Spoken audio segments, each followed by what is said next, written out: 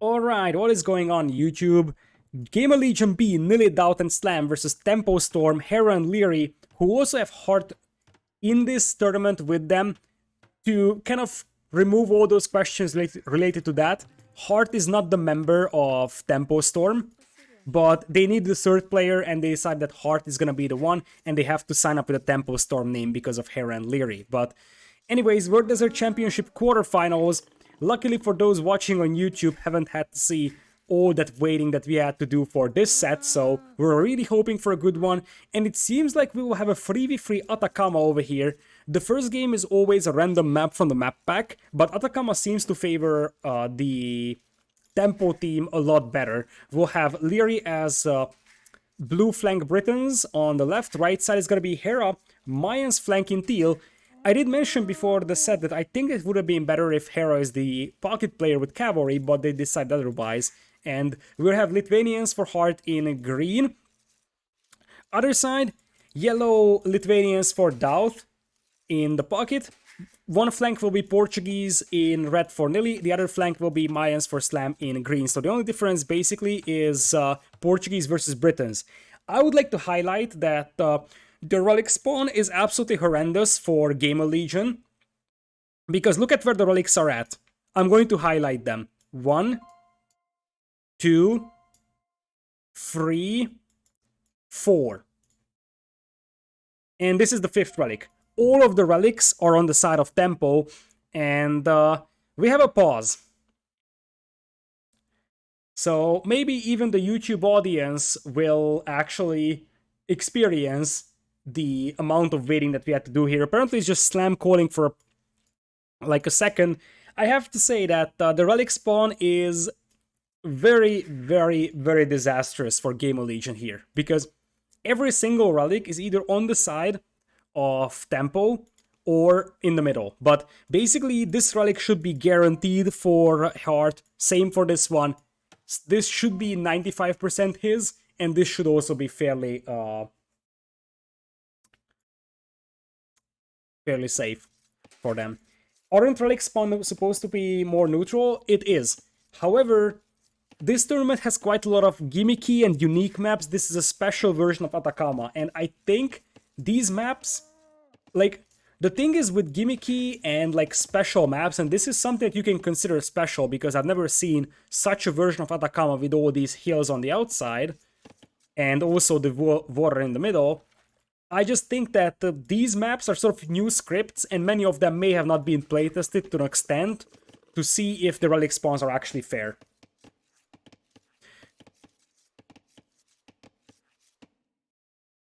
Restart. Restart. Restart. I'm going to scream. Can I just scream now? I was hoping that they haven't read the rulebook and they don't know about the restarts. Is it at least an admin re? No information about that. Alright, so for the YouTube viewers, I guess you will now experience how it feels like to wait half an hour until they set up the lobbies, and also just passively listen to the internal scream of Lida while we're waiting for the players to set up a lobby. So, it was a GamerLegion restart, and I would think that, remember that Nili's team had Portuguese, so they had shared vision, which means that they can easily scout like 25% of the map and see that, you know, there is no relics there. Because normally, as we got Turkey off with the raid, thank you so much for the raid, we're waiting for GL versus Tempo here. They just called a restart. What's the reason to restart? Because Tempo had all 4 relics on their side and one was in the middle. And both pockets are Lithuanians. If they play it on like this, then Tempo will have 4 relics for their pocket Lithuanians. And they didn't want that, I assume. And I think that Nili's team may have scouted. And as I said, when you have shared vision, you can much easier communicate the fact that you don't have any relics on your side. Because if you don't see what your teammate is doing, you assume that, yeah, he found a relic. You won't just call it out or so. So that's probably the reason. In general, very bad map for GamerLegion. Alright, I'm pleasantly surprised by the fact that the players were able to jump back into the lobby in just a matter of moments, so technically speaking, we will be jumping into the first game. Once again, this is a best of 5. The first game is a 3v3 on a random map, and now we have to bring back the rulebook once again, because this was a question in another series I casted. If you call a restart on a random map from the map pack, are you also re-rolling the random map? Or you're just going to take that map? Because in the previous set that we casted, they also re-rolled the map.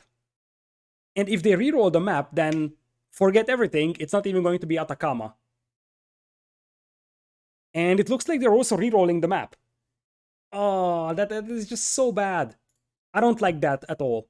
You are not supposed to be able to re-roll the map with a restart, because now it actually starts becoming sort of gambling. It's like, Atacama, sure, but what if you re-roll the maps with a restart, because you don't like this one? Like, the restart is supposed to exist to prevent, like, very, very uneven and unfair maps from spawning.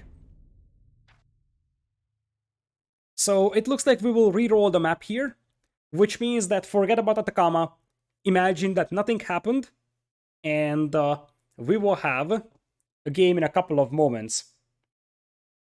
If they re-roll the map, then the civs could be bad on a new one. That is correct. The civs cannot change, but they re-roll the map. They're trying to sort of select general purpose civilizations.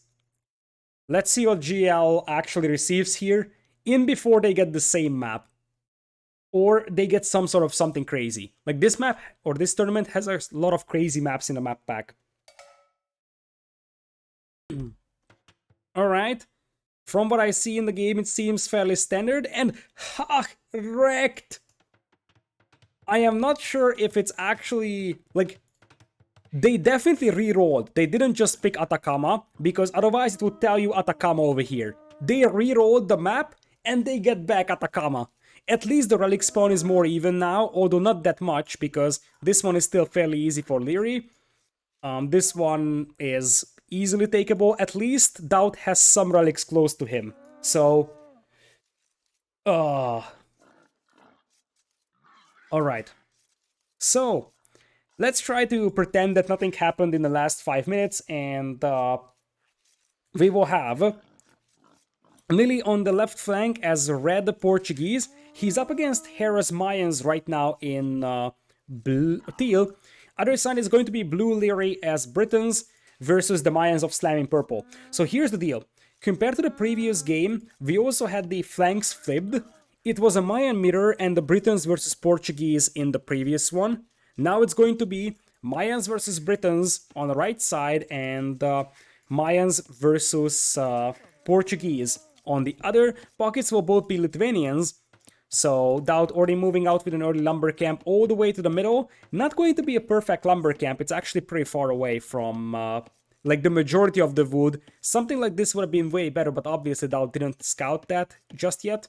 And also it will be a lot more walking time. Other side, we'll have small wood lines to start with for the Leary. We also have Heart moving into the middle for wood. So is Hera. And it looks like Slam is going to do the exact same thing. Nili not moving out just yet to the middle, but I think he will now do that. So it looks like the only player that is not taking wood from the middle will be Leary, interestingly. Which is somewhat surprising because he could have moved out here very easily. This would have been a nice lumber camp spot overall for him. Some llamas being stolen, and this is the moment where we have to highlight that you are not even supposed to be stealing sheep. That is a rule that I don't necessarily approve, because sometimes it's hard to figure out which sheep belongs to who. So because of that, it's actually going to be interesting to see in some maps that players might have trouble figuring out if they're actually stealing sheep or they have found their own. So, as things stand, we will have 4 on wood from the flanks. No surprise about that one. What's a bigger surprise is DauT having 4 on wood. That's probably because he had to walk so much here to the middle that he would otherwise be low on wood if he only kept 3 on it. Some deer push coming in from both sides, and The next question is, are we gonna see any drush coming in from either side? I don't see anything yet from everybody. It's just going to be mills to start with for all players.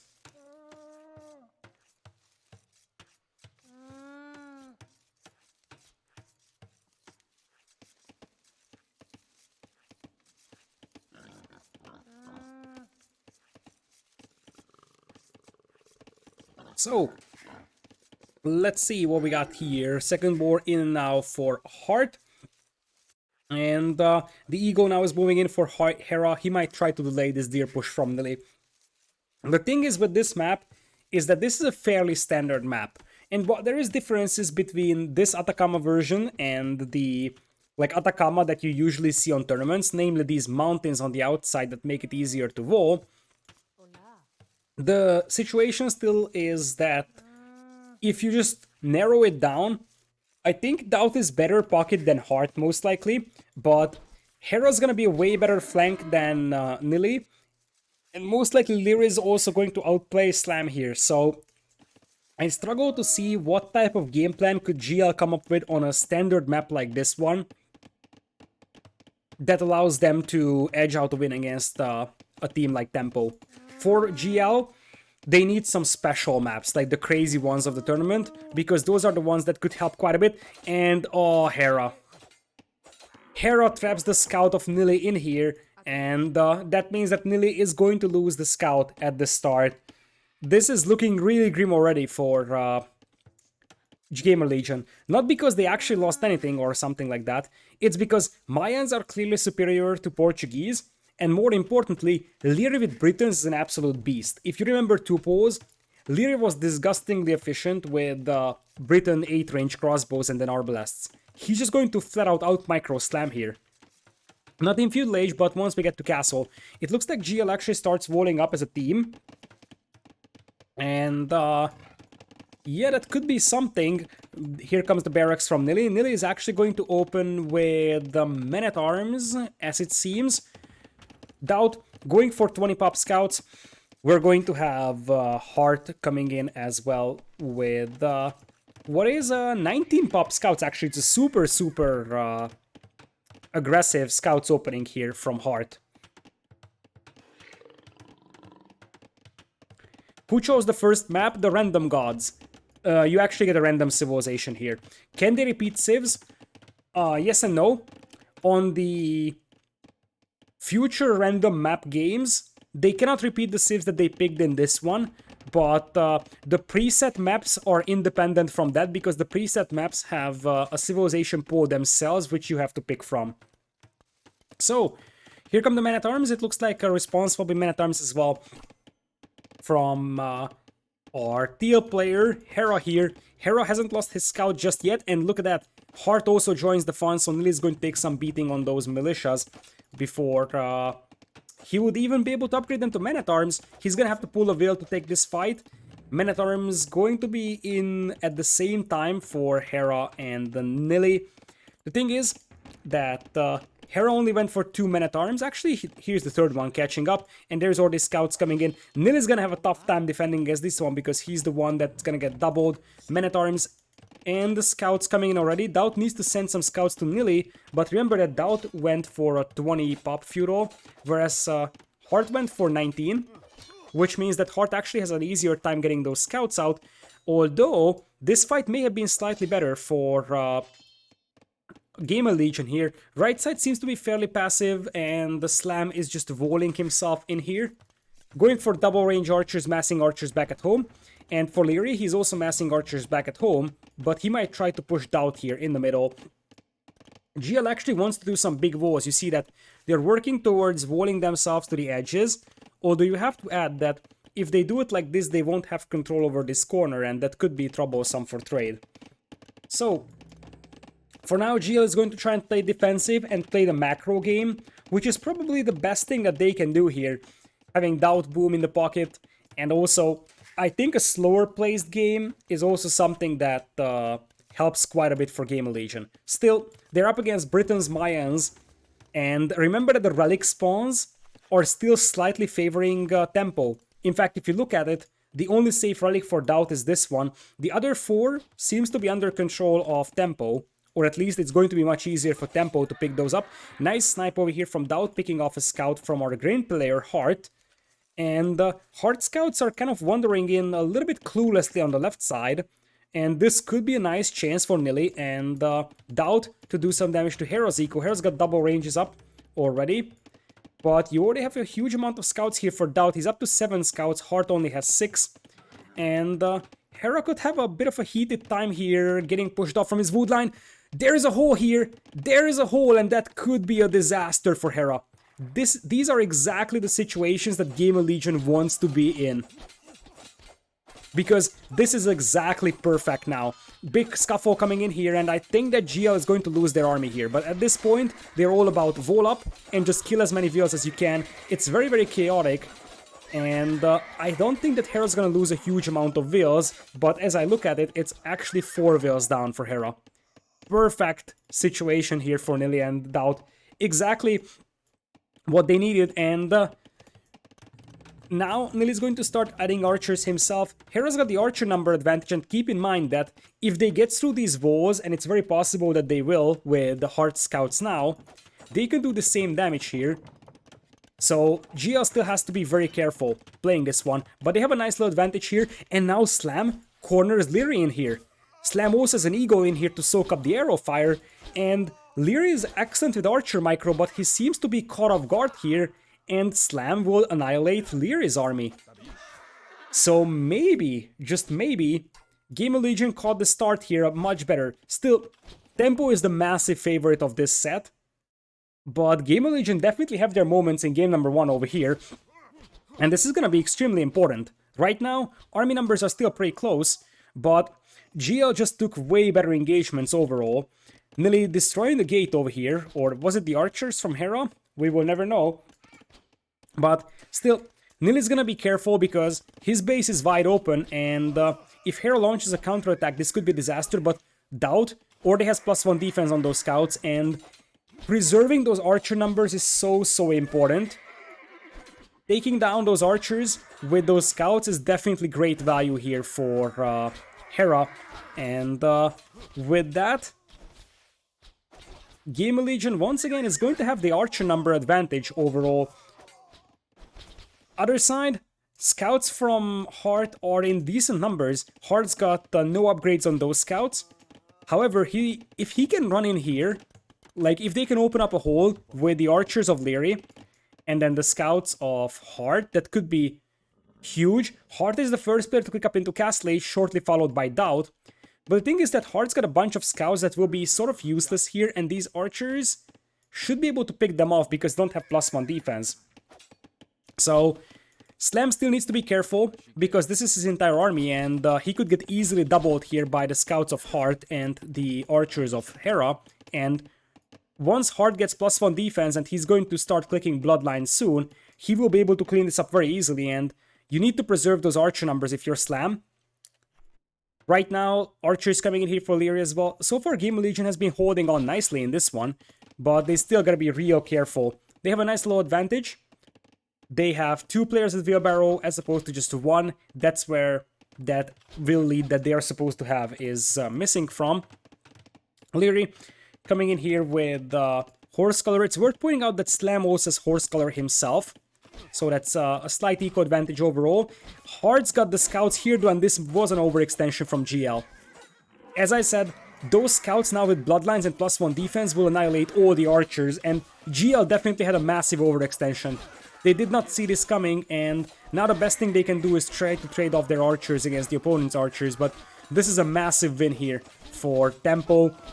Using scouts to take down archers is always value, and now suddenly the archer numbers are way better for Tempo. GL tried to be aggressive, but they were too aggressive, and they didn't expect Heart to be this good in terms of scout numbers and this high in terms of upgrades. Because Heart had +1 defense and Bloodlines, he didn't have the attack upgrade, but that doesn't matter that much here. DauT instead has +1 defense, Bloodlines as well. He's double stable, so knights are popping out for both players. But at this point, Nili's at 7 archers, Hera's at 13, other side 22 versus 14. And the thing is that Britain archers can also help you quite a bit for Leary, because so far, Slam was able to take even engagements against Britons because he was Mayans. And, well, the cheaper archers, plus the fact that your range is even, actually means quite a lot. But now, Leary is up to Castle Age. Leary is gonna have the 8-range crossbows, and that's where Leary becomes very dangerous. He will just out-micro the hell out of you. He will just hit and run. If you remember how Leary played in 2-pose, the opponent wasn't even able to touch his Briton crossbows. And if he can do it over here, then Slam stands no chance against this one. Plus, the 8-range crossbows will also allow you to deny a lot of wood lines here. This is a weak spot in the wall. If you delete that or destroy that palisade tile, they can actually get through this one very easily. Apparently, this is not something that Tempo is noticing. Knights are coming in from DauT right now, and it looks like they're heading to the pocket, as we have a bit of a team war here between Leary and Hart. For now, Slam is under pressure. Slam just working on absorbing it, clicking crossbow and botkin just now. DauT might find a couple of wheel kills on Hart's base, especially on this gold mine, as Hart is already going for a monastery to pick up the relics. DauT instead plays free TCs, as Slam will lose his barracks. Crossbows are almost in, but the thing is that he's up against, what, 6 knights, and also a couple of scouts here with decent HP and +2 defense, plus 24 Briton crossbows. This army is not something that Slam will be able to hold off alone. And I think that Hera might be coming this way as well, right? Hart gets a conversion here. Nope, he didn't get a conversion on DauT's Knights. DauT is trying to do his best to try and pressure the pocket, but now, as I said, army numbers are slightly better for Tempo, but it's the position that they are in that is massive. Nili getting into Castle Age as well. He's got the crossbows, but he bumps into Hera's crossbows over here that already have +1 defense, and no ballistics just yet. +2 coming in for Hera. The problem is, as I said, that Slam is gonna have an awfully hard time defending against this one here on the right side. I don't even know how he could do that. Ballistics on the way for Hera already. He's got +2 defense as well. Nili has University, and he's going to click ballistics right now, but it's still going to be quite challenging for him to hold this one off. DauT loses 2 knights here for nothing, and I did mention that the Briton crossbows will just take the villagers down from so great distances. Ballistics is in for Leary, and now Leary kills 3 vills, and I feel like Tempo is slowly taking over, especially... This is exactly what I kind of expected from this set so far. Tempo just playing very clean, and basically individually outplaying the GL members. As you're gonna have Leary coming in with the crossbows, picks off a couple more vills from Slam. Slam is down to 52, and the brutal thing behind this one is that Leary is on free TCs and booming. Leary actually has the highest vill count in the game, more than DauT, more than anyone on GL, and he's also applying pressure with more crossbows than anyone. This is the scary thing about Leary especially, but overall in Tempo, that it's not like they're going for an all-in push and just destroy you. They have a very strong push here, better army numbers overall, and also better eco behind this one, and now it's a 1v1 between Leary and Hera on the left side that should be massively favoring Hera. Hera actually disengages, so he opts not to take down these vills, making the Tail Center, but I feel like Nili is going to just fall apart here on the left side. I'm not even sure if this TC is going up here as things stand, but the right side is also looking very grim for GamerLegion. As I mentioned at the beginning of this game, Atacama is not a map where I expect GL to win. Atacama might be one of the strongest maps of Tempo here. It's a standard map. Now DauT jumps on the crossbows, and they actually clean up Leary's crossbows, or at least they do so with the first wave.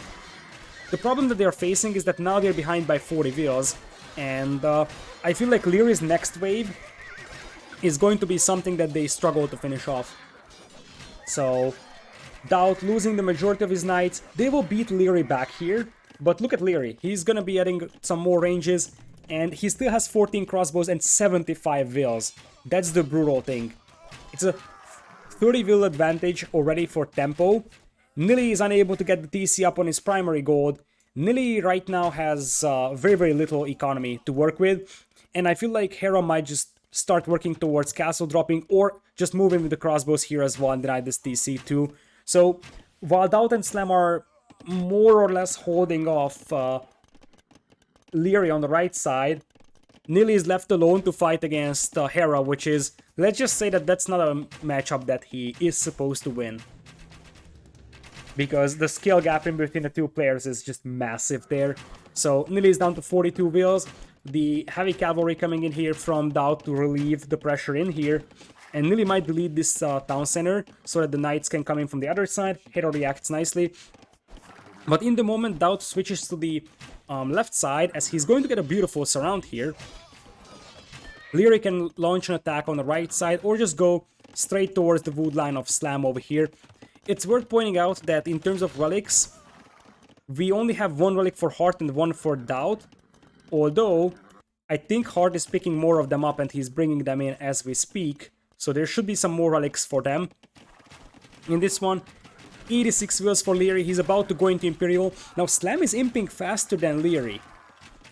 That could be a thing that swings the battle in the favor of GL a tiny bit, but I feel like this chance is just very, very slim right now for GL. Mangonel comes in for Nili to try and even the odds here with the crossbows. Knight numbers are actually fairly close. We got +1, +2 on both sides. Actually +2, +2 for Heart, because he's got Forging and he also has the Relic. That Mangonel goes down very, very easily here, so the Knights will just flood Nili's gold mine. And as things stand, the left side is looking really rough.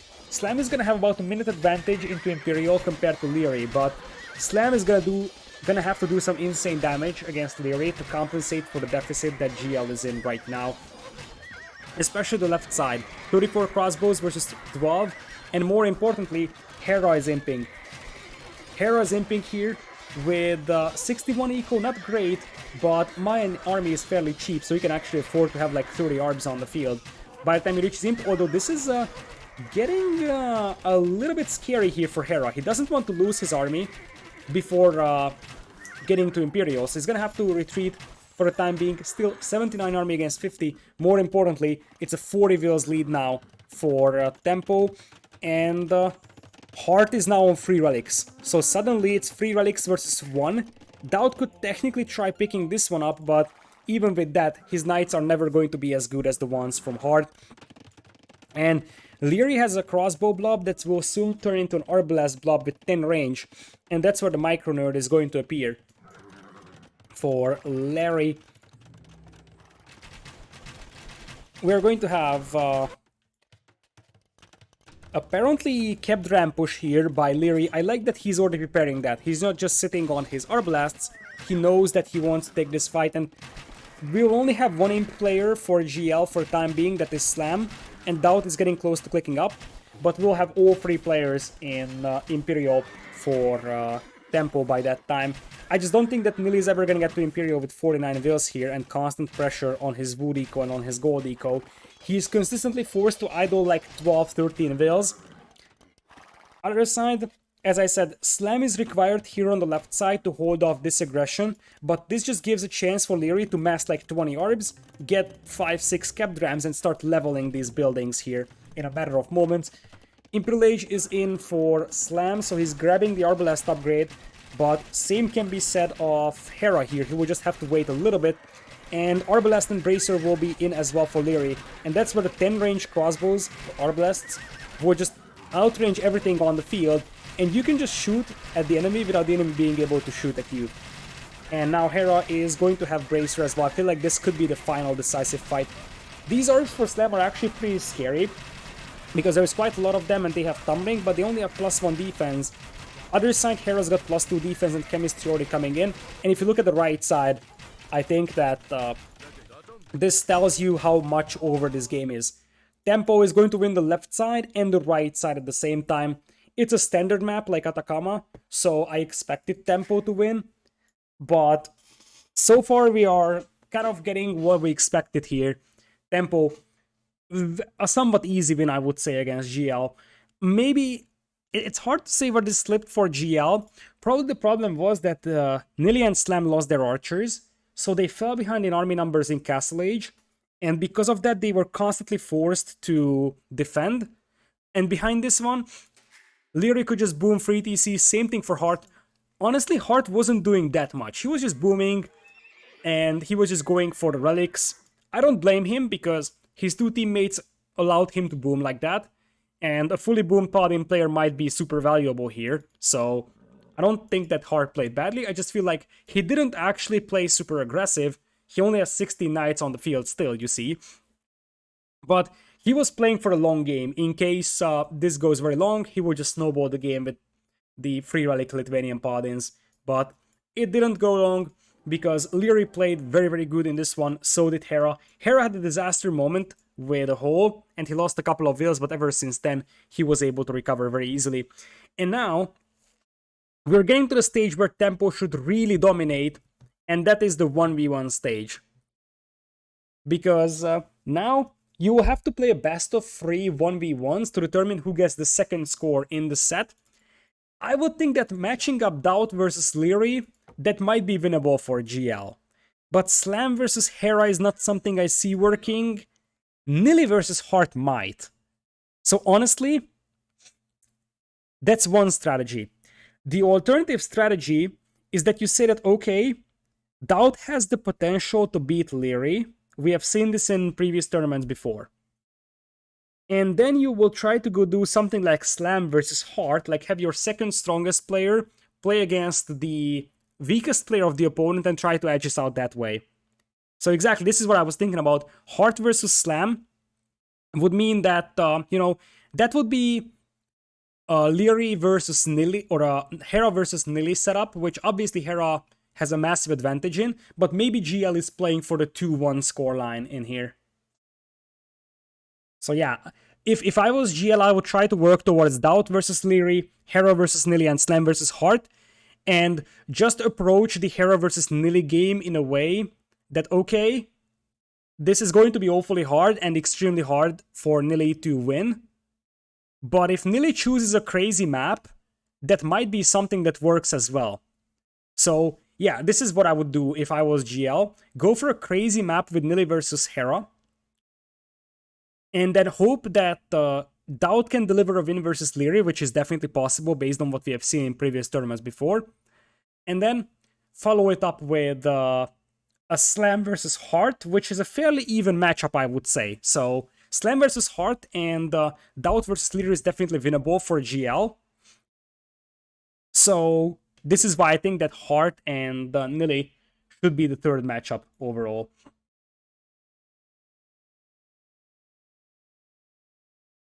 Okay, so now we will have game number 2 coming in. This is going to be, as I said, one of the 1v1s. And I think the first game's loser is selecting the home map. And Leary is the one creating the lobby. So Leary will play. The question is who's gonna play for the other team. I would think that they have to bring in DauT for this one. If they bring in DauT, I have belief in the fact that they can actually win this though. It could be the two strongest players, so to say. 20-minute wait? I hope not. I mean, setting up a 1v1 is much easier than setting up a team game, so that's the positive part overall. And it seems like we're going back to Atacama. So Lear is going to play whoever he actually encounters, but the map is going to be Atacama. So once again, a standard map. It looks like he's the one choosing map in this one, which means that the second game in this best of 3, that will be chosen by GamerLegion. And then the third game in this best of 3 is going to be a random map from a map pack in a Mirror Civilization 1v1. So if the map is Atacama, then you can actually choose from 7 civilizations over here. For Atacama, those are Aztecs, Incas, Japanese, Khmer, Mayans, Portuguese, Spanish. Could be Aztecs mirror, could be Mayans mirror, could be Khmer being added in this one. So there is quite a lot of options in general. in terms of selecting civilizations. And I may have been a little too ambitious, saying that this is going to be a quick game setup. Slam will play first. Interesting. So they bring in Slam versus Leary. That should be massively Leary favored. However, that leaves DauT versus Hera and Nili versus Heart, maybe? I don't like that. Like, Nili versus Heart is winnable for GL. DauT versus Hera is, on paper, it's winnable. But I think that DauT versus Leary would have made more sense. So let's see what Slam can do versus Larry. Slam actually a pretty decent game in the previous one, and he had some competitive moments against Leary, so there's a chance that Slam Boy will actually surprise his opponent here. Still, it's going to be an interesting one to look into. We're going to be playing Atacama, as I said.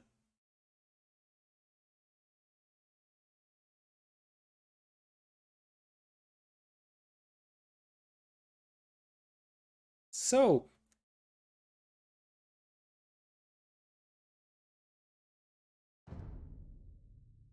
they can also save Hera versus Nili.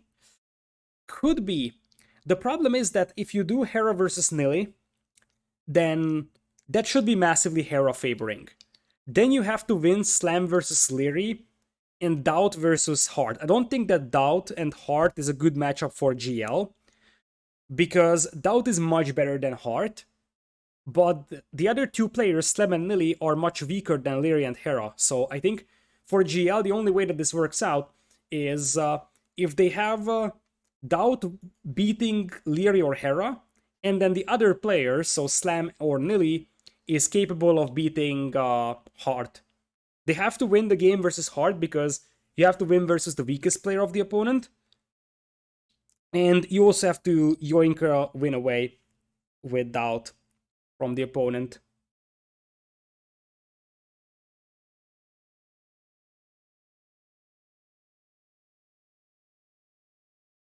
So,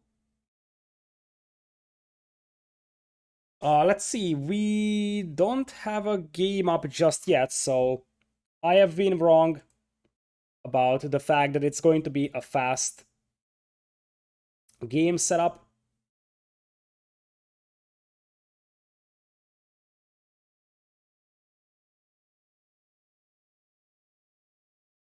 And we will get going with... it looks like they changed their minds. It's Nili.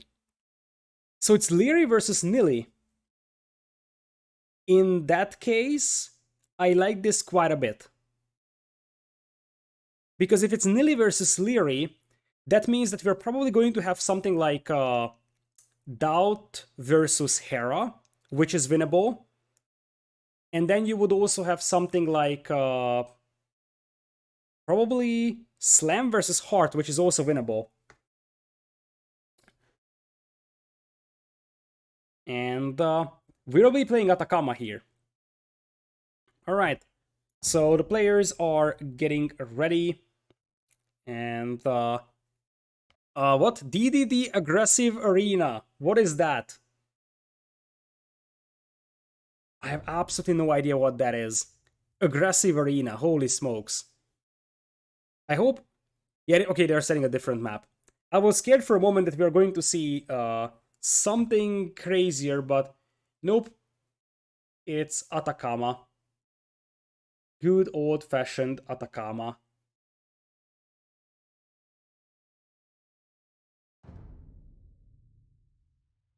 Voles Arena, like, Voles Arena is just a very boring map, to be honest, because it's like wide open, but you will wall yourself up anyways. So, like, Voles Arena would be not so interesting.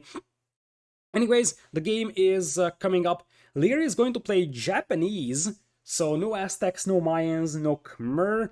He's gonna play Japanese, which have a great man-at-arms opening here, and you can also do a pretty decent tower play once you get to like Castle Age or so, and just push off your opponent from the middle. Now, the good news for Nili here is that this map is a resource denial map, so there is a small chance that if Nili plays this one right, he can deny resources from the opponent, and Leary could be in a tough spot in that case. It's a slim chance for Nili, and I feel like this is not the matchup that GL has to win. This is more of this sacrificial type. You take your weakest player, most likely, and you are actually trying to use them on the best opposing players, so that Heart will be left with Slam and DauT will be left with Hero. So we're going to have Leary on the right side in blue, or actually green Japanese. Left side is going to be Nili as red Japanese as well. So it looks like we have Japanese mirrors in this case. Once again, we're going back to Atacama. Looking at the relic spawns, they seem to be fairly even, I would say. But more importantly, the woodline spawn is what is interesting. This spawn is going to block quite a lot of good lumber camp spots over here for Nili. Same for this one. So Nili doesn't have great lumber camp spots. Other side, Lear's got this woodline, but that's the only woodline that's actually very, very good for him. The rest of them are somewhat underwhelming. And Lear's gold is also on the front, so this area of his base could be particularly vulnerable. Bear is also front, not so nice, and he's got double forward stones. Overall, I'm not a big fan of Leary's base. Other side, Nili's base is awful as well. These gold mines are just flat out bad, and I don't know how Nili is going to be able to protect this gold mine. It's just going to be an insanely hard defense to pull off. So there is no laming in here, so the underdog player is just not going to be able to even lame some sheep for some advantage. So the best thing you can do with your scout is push in deer and try to look for the opponent. Nili actually misses out on 2 of his llamas. He sees them, but he didn't actually gather them, as he will move out with 3 wheels on wood. He wants to make sure that the opponent can just intercept those wheels with 1 scout, so he will actually group them up and move out together. The question, as I said, is where is he going to place that lumber camp at, because this pond here actually blocks what would otherwise be a very, very decent lumber camp spot. Nili finds a decent one here still, although this will be replenished, or this will need to be replenished later on. Still, Japanese, cheaper lumber camps helps quite a bit here for both players. Leary is going for a small wood line once again on the outside, whereas Nili goes for the middle. Now, one thing I dislike about Nili's woodline is how far away it is from his TC. If any disaster happens here, like Men-at-Arms get in whatsoever, or the Drush, he could be losing a lot of villagers because these guys will never make it back home to the TC.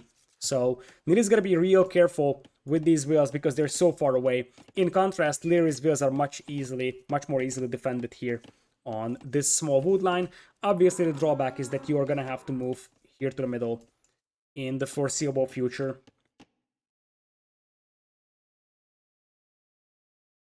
So we're gonna have Nili with 2 boars in already.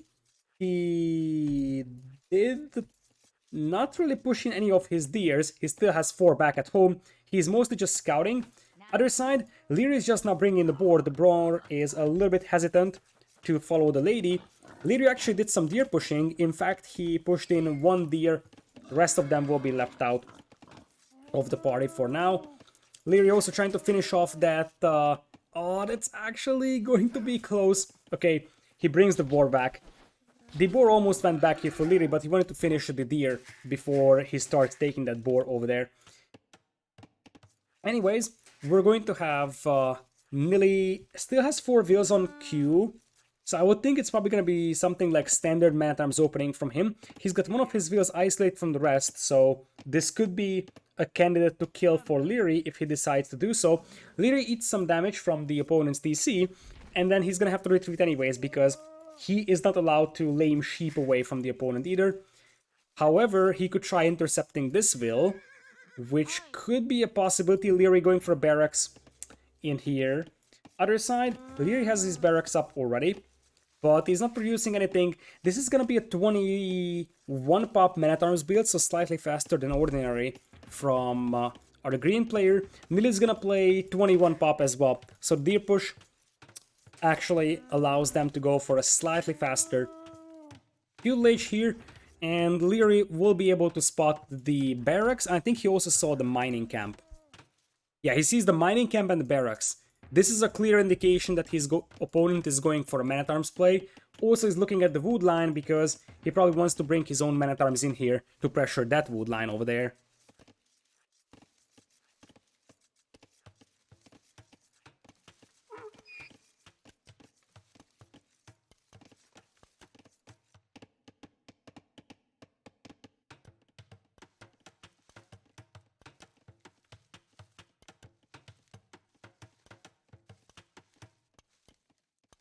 Just as much as Nili was able to spot the man-at-arms coming, Leary will be able to do that as well. So both players are aware of the opponent going for the man-at-arms play.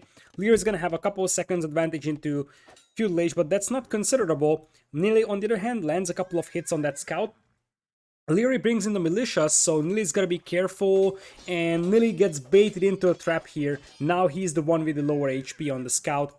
His opponent has 18, and he only has 12 now. Nili got baited there pretty badly, but now Leary is the one who needs to be careful with those baits. Third militia is in for both players. Nili, oh, that's a bit of a miss micro. That's actually a big miss micro. Losing that scout over there, and Leary preserving his scout.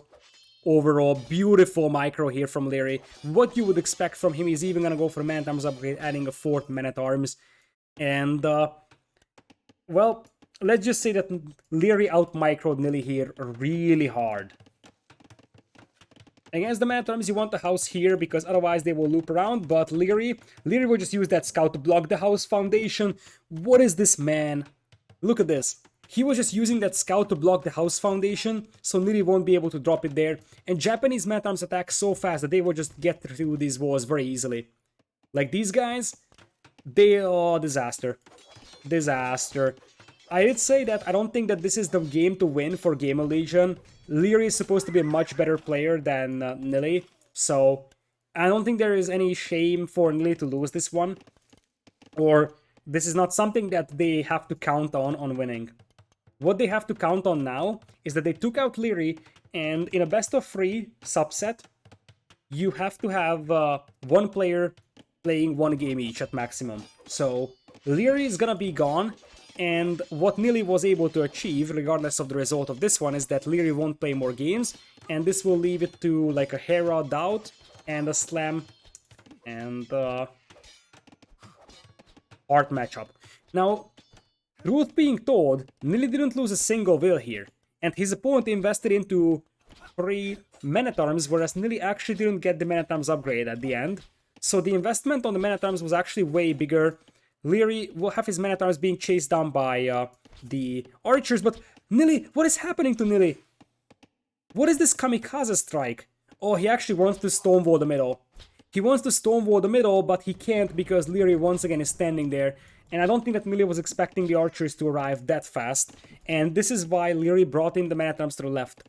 He tried to drag away Nili's archers and force them to chase, so he can hit the back of the woodland. Once again, Nili didn't lose a single will, but the idle time on him is actually much more considerable. And as I said, I feel like Leary is playing just a lot more confident in this one. He's the one pressuring the opponent's eco, and you see that now Nili tries to stonewall this one off and will be successful doing so. The archer will try to retaliate for that.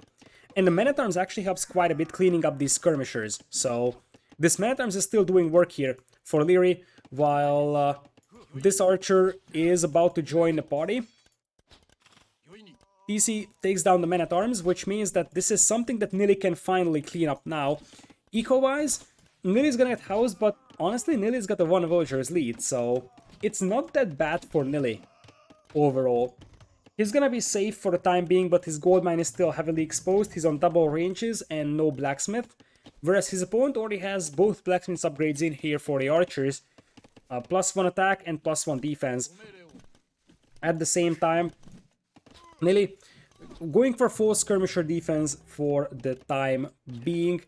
It technically would be possible for Leary to just drop a tower here, because right now Leary cannot push this wood line, but if he just makes a tower here, Nili is not gonna have any wood income. Let's see if he thinks about that. Leary is not that big of an aggro player, so it's very possible that he will skip this opportunity, but many aggressive players would just drop a tower here and force Nili off from this wood line, which is the only wood line Nili can afford. And considering that Nili is making a preemptive tower on the gold mine, this will guarantee that Nili won't be able to counter tower this one. He also has a wood line over here that he doesn't have a lumber camp on, so it's quite a lot of villager walking. Oh my goodness, yeah, Nili's got some issues here with wood, apparently, because these villagers are just collecting wood from far away lumber or wood lines. No lumber camp whatsoever for Nili around those. Looking at the resources, Leary is at 300 food, and Nili is nowhere close to even 100. Apparently, the fact that Nili wasn't able to add more vills to wood meant that he wasn't able to add farms, and you see that he has to actually mill the deer here. Nili doesn't have the food eco. Leary is already at 12 farms. Nili is at 7. So, in general, Leary's food income is actually going to be much, much better, and that's why he's already progressing towards Castle Age with 500 food in the bank. And 100 gold also for Leary. He will add a couple more vills to gold, and then he will click up to Castle Age and probably go for a couple of knights, because his opponent is mostly archers and more or less skirmishers. So it makes sense to go for a couple of knights here for Leary, although he can continue with crossbows if he wants to. You got Nili still far away from Castle Agent.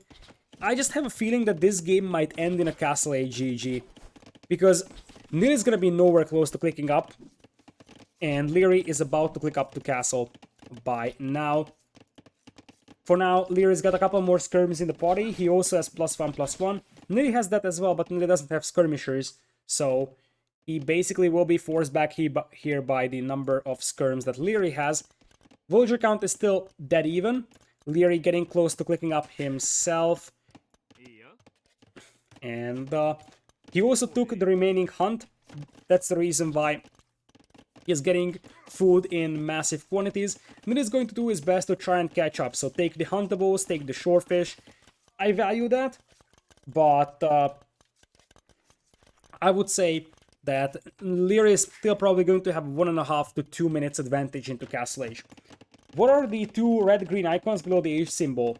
These mean how many buildings you have to click up. So, for example, 2 actual solid red bars, or houses, this is like a house, for Nili, means that he has 2 buildings built already in Feudal Age, so he doesn't need any more. And that's the blacksmith and the range. So you will see that when Leary reaches Castle Age, he will be at 0, because he will have no university, siege workshop, or monastery. That's what it tells you. Nili actually clicking up here, so he's only gonna be like a minute or so behind, but in general, this might be an elite skirm play for Leary. Because the thing is that Leary is pretty heavy on skirmishers, and Nili is still making archers. Now Leary is switching back to archers though, so he might end up going for crossbows after all. But if he can afford it, elite skirm with this many skirms on the field might be worth it as well for him. Nili is trying to reinforce these walls here in an effort to make sure that his wood lines are safe.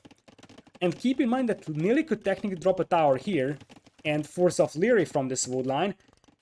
Nili finds a will kill here.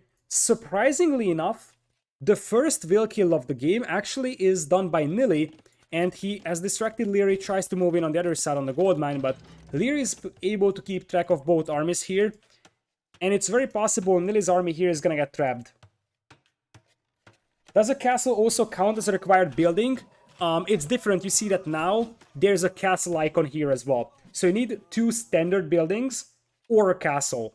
That's how it works. So for Castle Age, there's an extra pictogram over there, which is the castle. And once this university goes up for Leary, you will see that one of these empty houses will actually fill up with green. That's how you know that that player now has 1 out of the 2 buildings needed to build this one.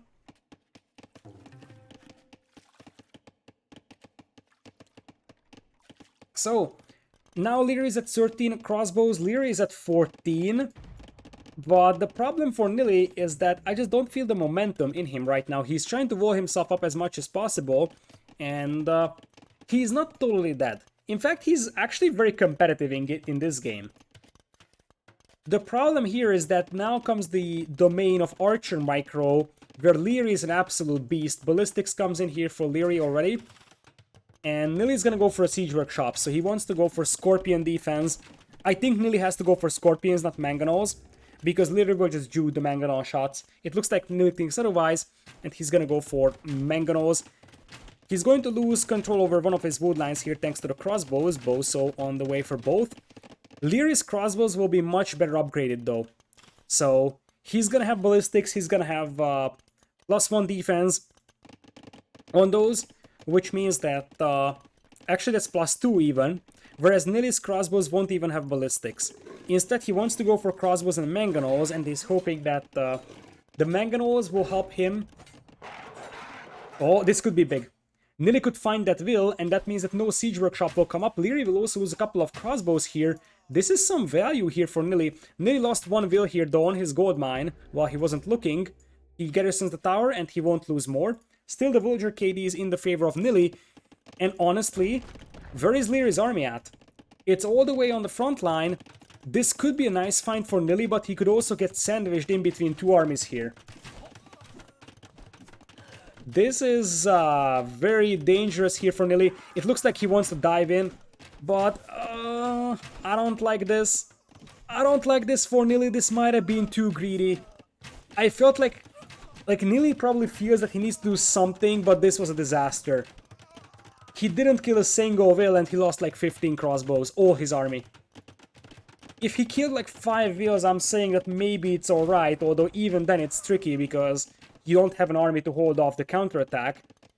But I just feel like that was just complete waste. Speaking of waste, Lear is going to lose all his crossbows here as well, or at least some of them. Nili's gonna go for triple mangonels, tries to ground attack this one, but look at Leary's micro, man. This is disgusting. This is what I was talking about when I said mangonels won't actually work for Nili. Because Leary is just going to out-micro them. Eventually Nili cleans this one up, but I'm no longer sure if this was actually a cost-efficient fight for Nili or not. Crossbows now looping around for Leary here to hit Nili's wood line. Nili doesn't have enough stone for a tower, neither does Leary, but Leary added a second TC, which means that now he's going to start taking over an eco. So, the mangonels could actually be the deciding factor, but if you are Leary, you're already adding knights, and indeed that's the case. And Nili's got absolutely zero protection to those mangonels. He's grabbing Thumbring for 2 crossbows, and the thing is that these mangonels will just die instantly to the knights. If Leary is smart, he waits until he has 2 or 3, just to make sure that he can take these down as fast as possible. Indeed, he's waiting for 2, not waiting for 3, he will just dive in now on the mangonels, and Nili knows that he's in trouble. Leary jukes away from the mangonel shots, and that's -2 mangonels. Nicely done here by Leary, and remember that behind this one, he's playing on 2 TCs, adding TC number 3, so Leary's economy is also going to be far ahead compared to his opponent's eco. Nili's going to have to move up to this other gold mine as he's running out of his starting gold. As you're gonna have a forward siege workshop now attempted by Leary to press on against this one. Nili's mining stone, which raises the question of whether or not he will actually make a push in the middle, or like try to drop a tower and just try to play for wood denial. Leary actually ignored the wills on stone here. He could have gotten some will kills. Behind all this microing, Nili's food eco is sort of a disaster. 9 wills only on food, lot of farms idled. Whereas Leary's base is as clean as it gets. This is basically what we're expecting from Leary, and that's the beautiful thing about Leary. His ability to micro and macro at the same time so well. That's what makes Leary a top 5 player. So now the mangonel comes in, and we are going to have some crossbows here for Nili. He's got Thumbring, that's a good news. The bad news is that he doesn't have ballistics. So, yeah, Thumbring but no ballistics, not something that I'm necessarily a fan of. And now, let's see if Leary wants to push through the middle. Leary's not on stone, so he doesn't want to drop towers, or at least not now. Leary looping around with knights to hit the mangonel. Nili misses the shot on his own mango. This, oh boy. The mangonel survives for Leary, and this is gonna be a big cleanup here. This is gonna be a huge cleanup, and indeed, Nili acknowledges that this is over, and he's just going to tap out. As I said, Nili had to try. Someone had to take on Leary, and I feel like Nili sort of sacrificed himself for a team here. He takes out Leary, loses the game, but as I said, what GamerLegion has to build on is that now DauT has to beat Hera and Slam has to beat Heart. Both of those are winnable, so it's very possible that we're going to see GL being able to edge this one out. And indeed, I mean, Nili didn't have a bad game, but he's up against Leary. So what you saw is exactly a top 25 player or a top 30 player versus a top 5 player. So no shame for Nili for this one. He tried, but I think it would have been more reasonable if Nili tries versus Hera and DauT goes versus Leary. But that's just my personal look at this. Because indeed, exactly because of the previous results, because it seems like DauT is able to feel how to fight against Leary, whereas that might not necessarily be the case against Hera. But apparently, DauT's playstyle is something that's hard for Leary to crack. Slam beat Heart 5-0 in a recent show match. Yes, but Heart is often very rusty. In fact, Heart was probably very rusty when that show match was played, and Heart is improving day by day, but it's absolutely possible that now the plan is that you have Slam and Heart and Hera and the DauT. The thing is that if you are GamerLegion now, you have to bring in DauT, because you can't risk saying that we are going to play Slam and have the opponent say that, okay, we're playing Hera. I'm not sure who is the one naming the player first, but I think GL has to name a player first here. Because in this set, or in this game, Leary was the one hosting, and that meant that GL knew that they're up against Leary. Which means that now, Tempo is the team that needs to know who they are up against. And if you say that you are playing Slam here for GamerLegion, then most likely Hera will be the one playing him, so that Hera wins against Slam and it's a 2-0 in this subset and they go to game number 3, right?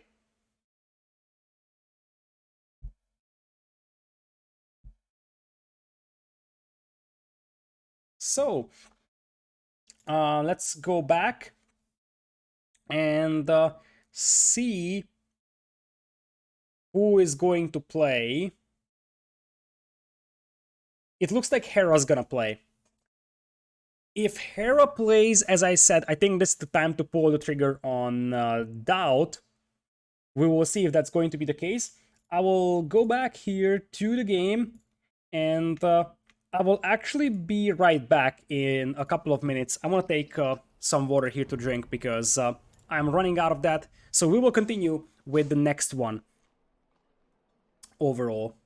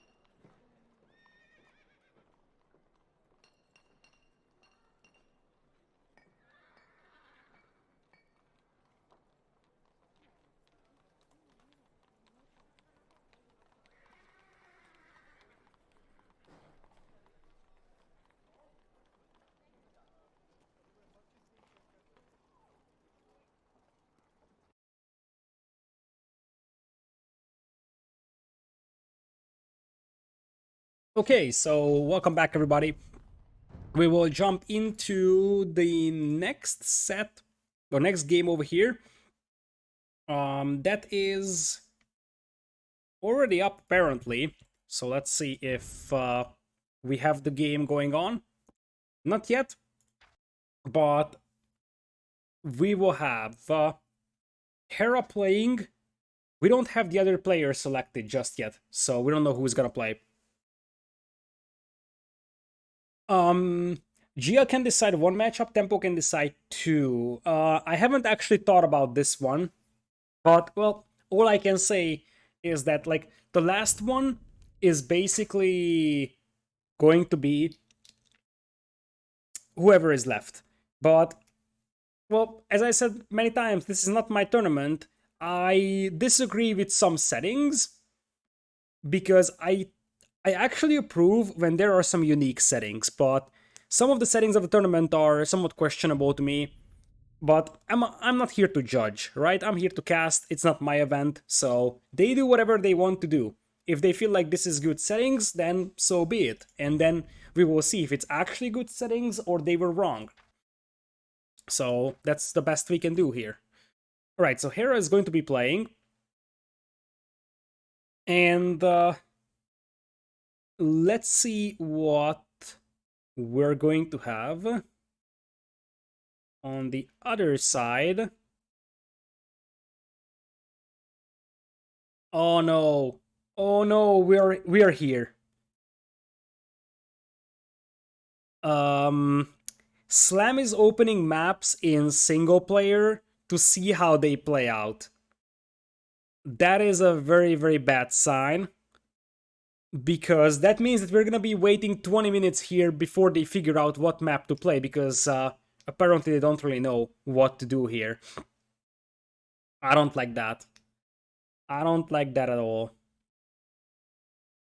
Like, I understand if the players don't have time to prepare for events, but it's actually pretty frustrating as a caster when you have to wait half an hour in between games because the players don't actually know what maps there are in the entire event, right? That's my main problem. Slam did that for every round? Alright, I'm gonna trust that, but I have seen this. I've seen this with the Brazilians. Like, we once had a downtime in the Brazilian set where Miguel was looking at maps for 30 minutes. And I'm like, come on, man. We're waiting here for the games.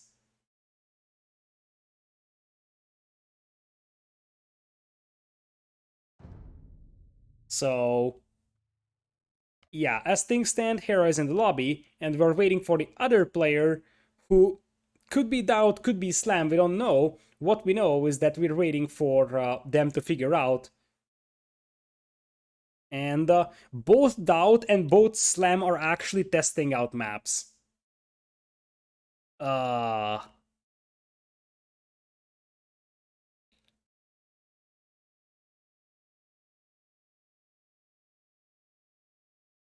uh, Alright, I guess we're just gonna have to wait this out.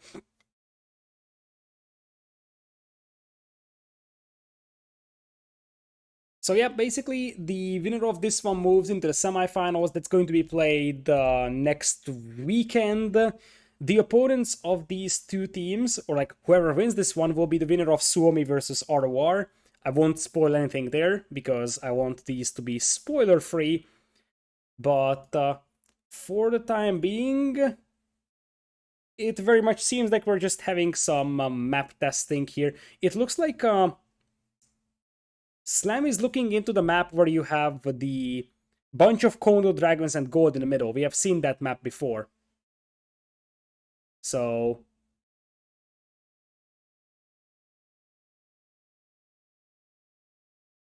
yeah, that could be something. DauT, on the other hand, is also just observing all the other maps.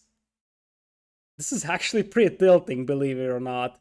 I mean, I can take 5 minutes of break, but half an hour is a bit too excessive. And at this rate, that's going to be a half an hour break here.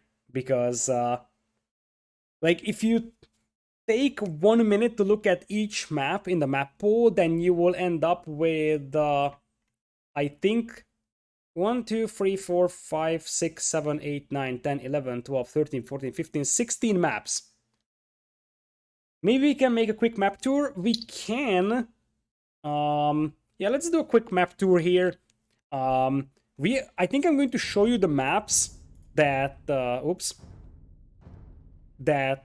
we haven't seen in other sets so far. Okay, that's probably the best one. I think we have seen Painted Desert that feels a little bit like Arabia.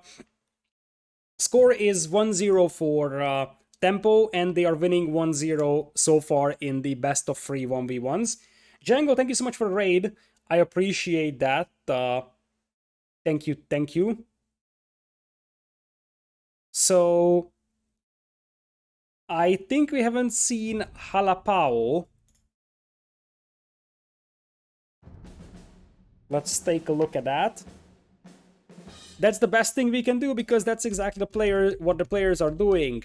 So this is what Halapao looks like. This is actually like legit reasonable map. Most of the wood is in the middle.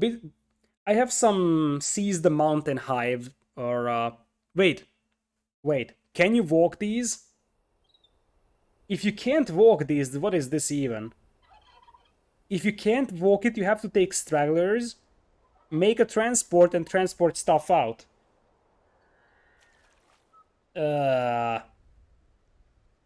You can walk it? Okay, if you can walk it, then it's alright. In that case, it really plays out like Seize the Mountain, sort of. That's Halapao. Then you got... Oh yeah, I could test it. I'm going to be too lazy to do that. We will see very soon if... like that. Karoo.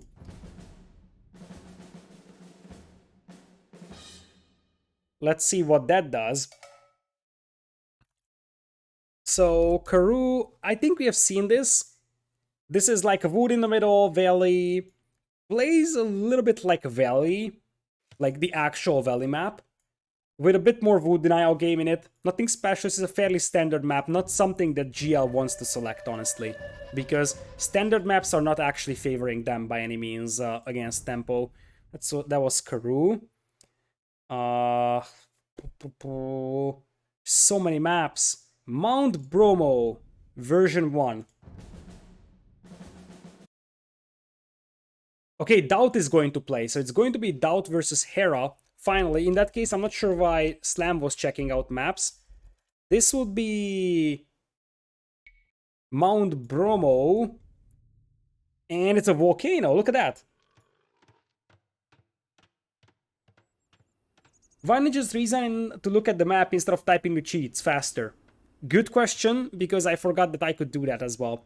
But anyways, this actually looks like a nice little map here. Has some Gold Rush vibes. Yeah, this is basically Eruption, just smaller hill and smaller in general. Like, the middle part is smaller in proportion to the entire size of the map. And also, you only have wood out here, so you're always starting very open. But it's like a wacky version of Eruption. Alright. Middle can be TC dropped? That is probably correct. Alright, so we are going into game number... And we're going to Tar Desert. All this time looking into maps, and they select the one that we always end up playing, and that is Tar Desert. So that's a map that is just so frequently played.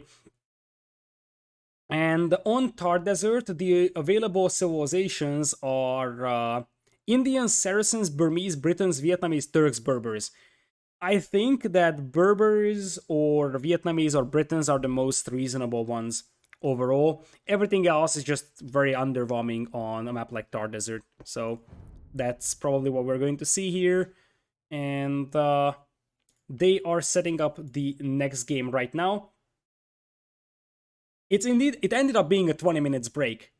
That's the most annoying thing here. Like, if you ever host a tournament that is, especially team game tournaments, recorded games are always better for casters. Remember that. So, live games have the hype of, the live thing, but Currently, in Age of Empires, the conclusion between casters is that recorded games are always better than lives. Because we cannot try to negate this half an hour downtime in between games. It also looks bad on YouTube because, you know, people just want to see the games. So, let's see. It seems like the players are getting ready.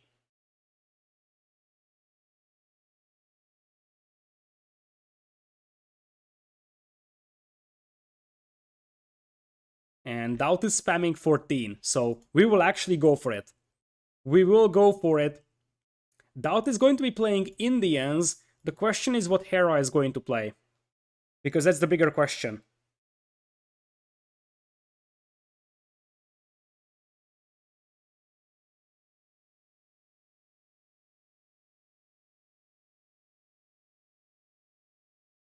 Oh, this waiting, man. Oh, this waiting. This is how, like, a potentially 2 hours long set can drag out to be 5 hours. If you just have this much downtime in between games. So, yeah, I'm not exactly sure what they're waiting for.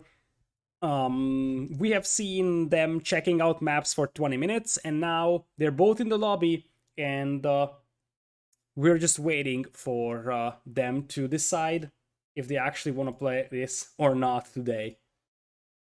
Oh, man. Okay, let's chat until we do that. I guess this is the perfect time to, engage with my community and just talk to you guys. I have been entertaining you for 6.5 hours today, or at least I'm trying to entertain you. It remains to be seen if this is actually entertainment for you guys. So for 6.5 hours today, it's time for you guys to entertain me while I'm actually waiting for the game to launch up. So if you get some bad jokes, that's the time to tell on chat because, yeah, like if we don't start the game in 1 minute, I will open up an absolutely awful dead joke compilation on the internet and I will start reading dead jokes out of that. That's what's gonna happen. Oh, they're starting. So you guys actually are safe from it. Please start the game. Yeah, you guys don't want to hear me going for puns. And apparently your prayers were heard in the moment I mentioned that I'm going to start telling you jokes or reading you jokes. The players start the game. This is how we will motivate them for the upcoming games. So we will jump in here. The map is Star Desert, and in this best of 3 subset, Tempo is winning 1-0. So if Hera wins this game against DauT, then Tempo will take the second score of the set and we will go back to the team game stage. If DauT wins, then we'll go to a Slam versus Hard setup. So left side is going to be Hera playing as Turks in blue. Right side is going to be Indians for DauT in red. You have 7 civilizations that you can select from for this map. Indians is not something that was on the top of my list, but neither was Turks. Maybe Hera was anticipating Britons or Vietnamese, because Britons or Vietnamese seem to be the 2 strongest civilizations to select for this one, and maybe he was anticipating those and he wants to go for like a scouts heavy play with Turks, extra pierce armor on those, mobility advantage, a lot of things to love about Turks on this one. Now, DauT, he's going to be completely screwed over by the map generation gods. Both of his gold mines are on the front, in fact, very much on the front. Other side, Hera's golds aren't great either, but this is still a way better map spawn for Hera. His berries are safe, his gold is acceptable, whereas both of DauT's golds are very much on the front. Luckily for DauT, he is Indian, so he can actually play with an archer or with a scout's play, so he doesn't need gold that early, but protecting that gold mine is going to be absolutely horrendous for him. On this map, you actually have less gold you start with. You only have 5+3 tiles in comparison to 7+4+4. So, now you are gonna have Deer Push coming in for both players, and I see DauT going 4 on wood, which, with such gold mines, could very well be a Man-at-Arms play. Other side, Hera is playing free, so that is going to be a scout's play from our blue player in here. No elephants lured in just yet. Hera even didn't find 2 of his sheep, but it's not the end of the world, as I said, because you can't lame the opponent's sheep anyways, so you are more than happy to pick those up later. So Deer Push is probably taking priority here. Anyways, what is DauT up to? DauT is going for a dock. Haha! So DauT wants to play this like a hybrid map. I don't like that. There is not enough fish, and they're so far away here from your starting dock that you can't really justify the investment into a dock here. It is going to be a very, very expensive investment, and the return value is actually somewhat questionable. In fact, it's very questionable. You see that DauT is going to drop a dock. Actually, DauT might be lucky because he finds a very nice spot. This is a super nice spot for him. It's going to be for the shorefish here and then the deep fish here. But once this deep fish deposit runs out, the next closest one is here or here.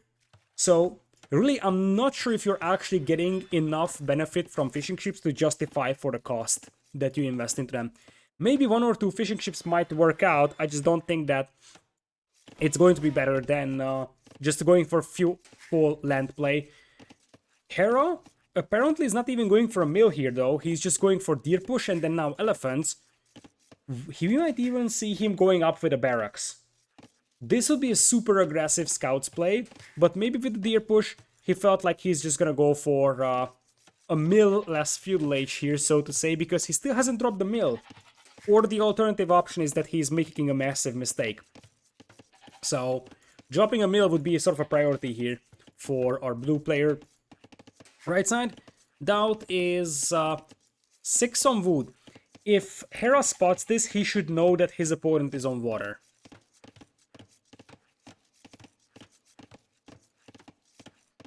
So, DauT loses a bit of an HP here on that scout, and indeed, Hera's going to go up with a barracks and a lumber camp feudal age. That's actually a very, very rare setup, I would say.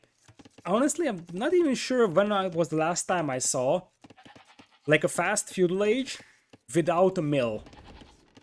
Hera's ends up going up at 22 population, so it's not a super fast feudal after all. But what is this even? It's a man-at-arms play. I see.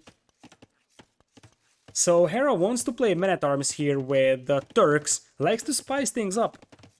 And probably the reason why he was doing barracks and no mill is because he was free on wood. And with free on wood,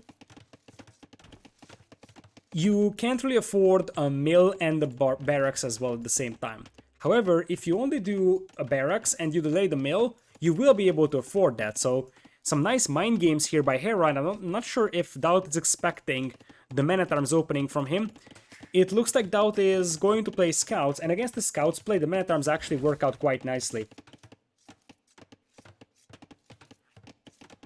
So, feudal age is in going for both players at the same time, and you see that DauT is going to have a little advantage from these fishing ships, but it's going to take so much time until these actually pay for their price. Man-at-arms will be in a moment for Hera. DauT's got a super tiny base over here. Like, DauT is using the definition of a small base. This is exactly what he did in King of Desert. And now Hera tries to block the foundation of that house. DauT reacts with a palisade wall. And this way, there is no chance for Hera to run in here.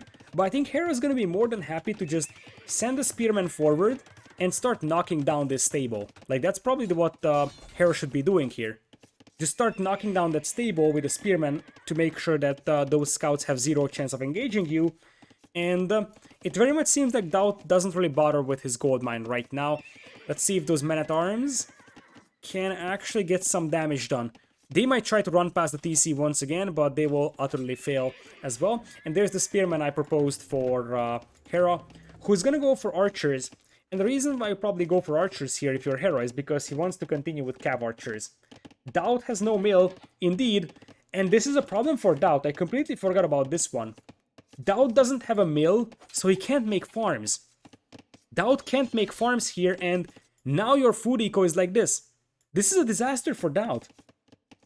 Because Now you see that your fishing ships are basically all idle. You have to travel this much for food. He even made a galley to protect those fishing ships, but I feel like he's massively overestimating the importance of those fishing ships or importance of those fish, because that's his only food source, and he's just now dropping a mill in here, but that meant that his food eco was just absolutely awful. Now you're gonna have Spearman defense coming in here for Hera. Hera's gonna start walling himself. He's actually walled on the right side, massing archers. DauT actually brings in a galley to the back of Hera's base, because this is where you can actually use it to attack wood lines. But Hera actually uses a front wood line because of this one, so DauT will find 0 value for that galley there either. And now the archers are coming in on this side. Right now, there is Spearman protecting the base of Hera, so I don't think that DauT is gonna be able to do any damage. In fact, he runs into a Spearman, and Hera not trapping these scouts for the time being. But behind this one, the man-at-arms are already bashing their way through the walls. DauT has to evacuate his only wood line and forced to make skirmishers. It very much seems like this could potentially be 2-0 here for Hera, although that's a nice move for DauT. Picks off the Spearman with the galley. That allows his scouts to continue pushing, and Hera may have underestimated the importance of this here, as 2 scouts are very low HP though, so I don't think that these scouts will do that much. Skirmishers will be coming in here for DauT. He's got a 6 villagers lead, but 5 of those are fishing ships, and they have to travel quite a bit. It's probably a slight eco advantage for DauT, but nothing considerable.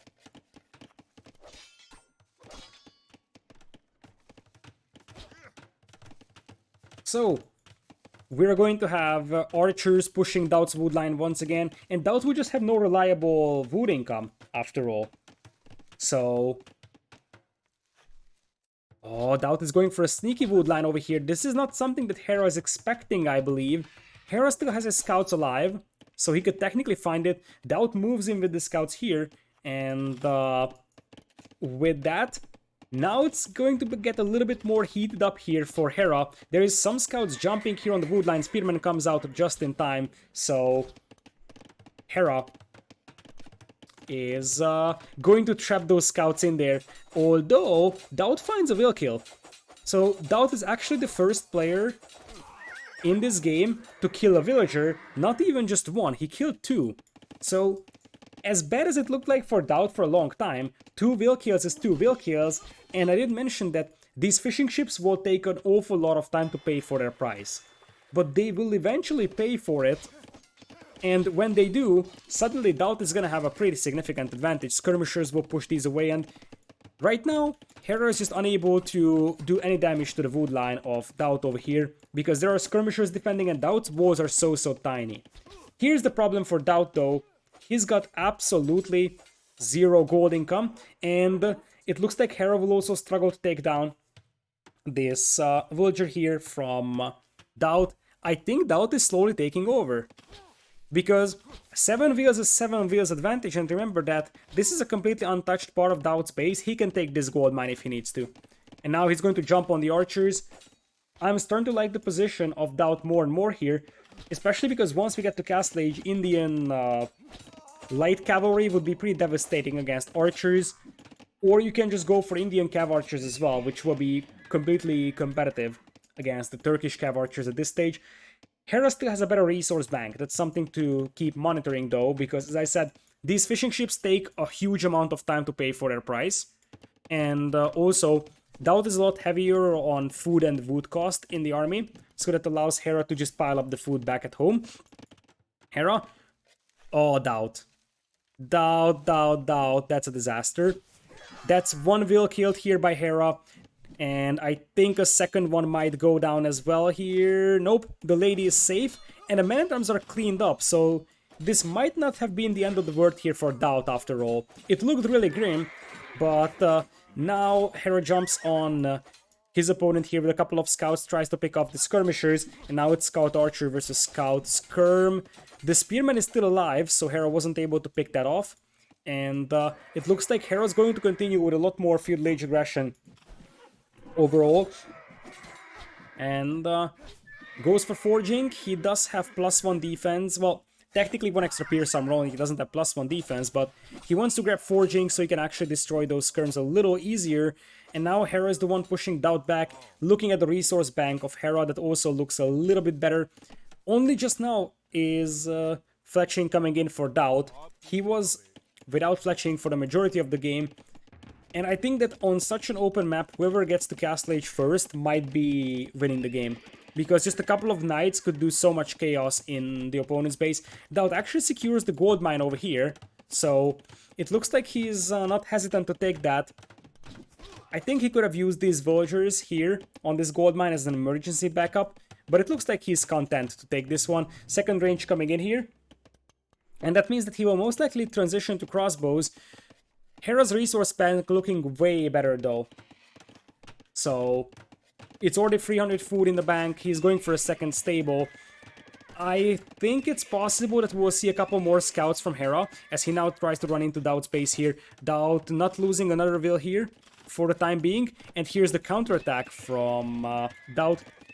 It is interesting to see that we have such an extended feudal age here by both players, actually. Neither of them are working towards Castle Age. +1 defense now coming in for Hera. No bloodlines. And even more importantly, he's got no horse color. Hera with 25 farms, or 22 right now, that have no horse color. That's a massive, massive disaster. And also, I think he's engaging this one prematurely.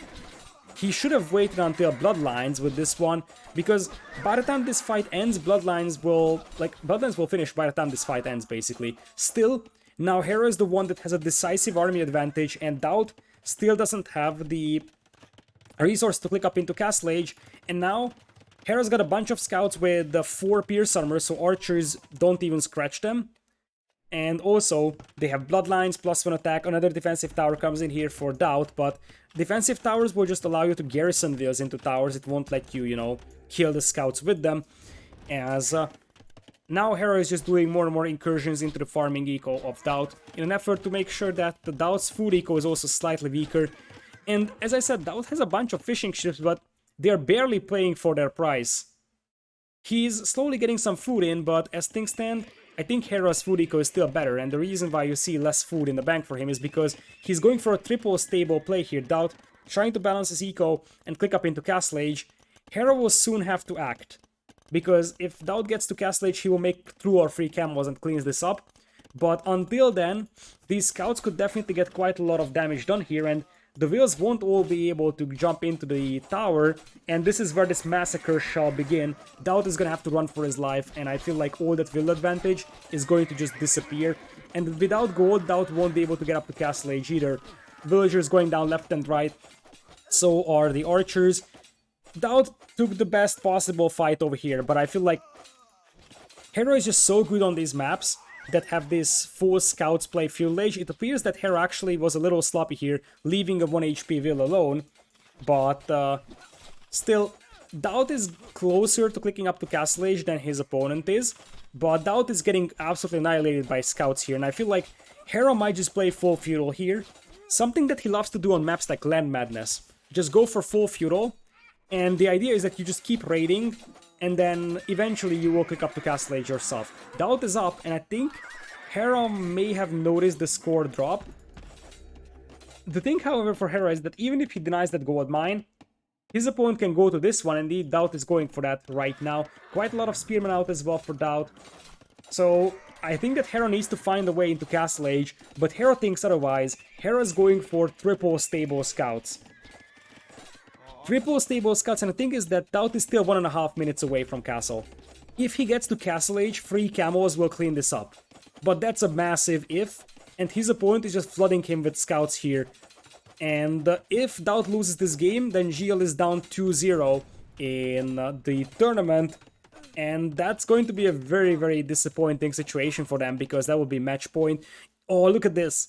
Hera sends a 1 HP archer here to just harass those fishing ships. It's not gonna do that much, but it definitely is annoyance and harassment. And the thing is that spearmen for DauT that do not have upgrades won't hold against these scouts. And I think that Hera knows that DauT is up because he sees the second stable as well, and he should know that if DauT wanted to go for full feudal, this would have been a second stable a lot earlier, and now DauT is at 1 military and 37 eco. He will be up to Castle Age and he's gonna have 0 resources to make army. At this stage, Hera actually commits against the Veils under the TC. So I think that tells you a lot, and you will have 2 camos out for DauT, and this is the moment where Hera will stop producing scouts. He will start adding a couple of spearmen and go up into Castle Age himself. DauT's eco is in ruins.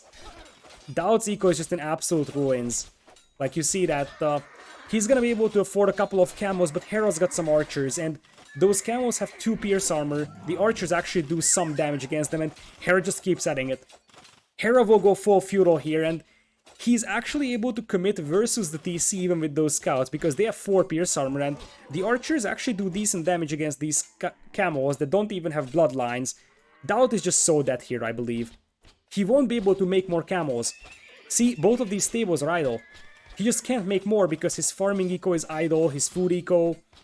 He's got no, well, he's got some very limited gold income here. And Hera's taking inefficient engagements here, and I feel like he needs to find his way back into Castle Age. But as long as DauT isn't able to replenish the camos, it's going to be impossible. DauT has to keep buying food to make a couple more camos. And indeed, with this, Hera wins the second game as well in this best of 3 subset. And this way, Tempo takes score number 2. And that means that we're moving into match point in game number 3. Hera just destroyed DauT here. 31 kills to 2 deaths. I'm somewhat puzzled by why DauT's team actually chose this map. Because this map is actually something that fits Hera's playstyle quite a bit. So I would have said that something that's a little bit more unique could have been different. And I don't think that, after all, DauT's fishing investment actually paid off. So this, like, obviously is getting some food of it, and it might even have some sort of return value, but I just feel like Hera's full feudal aggression was much, much better. He went for a food eco that was, like, well established. Hera still without horse colors, so got some Nikov coaching apparently here, but just full open land map gameplay, and he was able to tear apart DauT's eco, 31 will kills to 2. And now we will go to game number 3. Thankfully, that's a random map, so it's going to be back to 3v3s, but the players don't have to figure out what map they play. And you're going to have hidden free pick civilizations for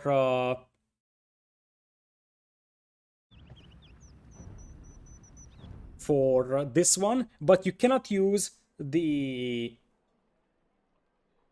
civilizations that you used in game number 1. I don't remember which civs were used, but I think Portuguese are gone for Nili's team, Lithuanians are gone for both, and I think Mayans are gone for both, and Tempo doesn't have Britons, right? Something like that is the situation right now in civilizations. So everything but Lithuanians, Mayans, and Britons for Tempo, and everything but Lithuanians, Mayans, and Portuguese for GL are selectable for this one. You're going to have a random map from the map pack coming in here, and it's going to be match point. So whoever loses this one is out of it. Well, not whoever loses this one, but basically, if DauT's team is losing this, then they're out of the tournament. If they win, they keep their hopes alive. This is, like, at this point, DauT's team has to hope that they get a crazy map. Something that's not super, super open.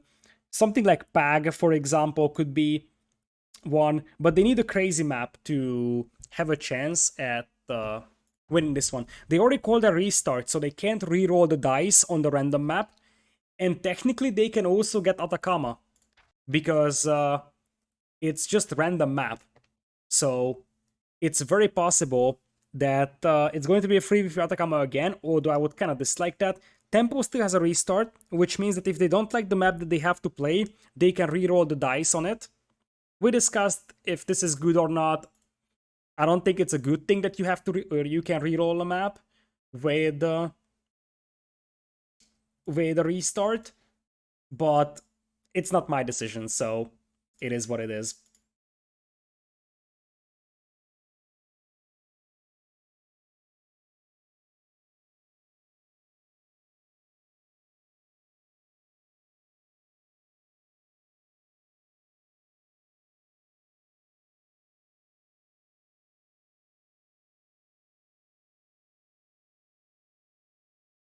Okay. So, it looks like the players are assembling in the lobby. Nili, Leary, and Hart are already in. We're waiting for DauT, Slam, and Hera to join up into the party. And yeah, we could actually continue our sort of review on the maps while we're doing this. We took a couple of them, and we haven't seen Unianga, I think. So how does Unianga look like?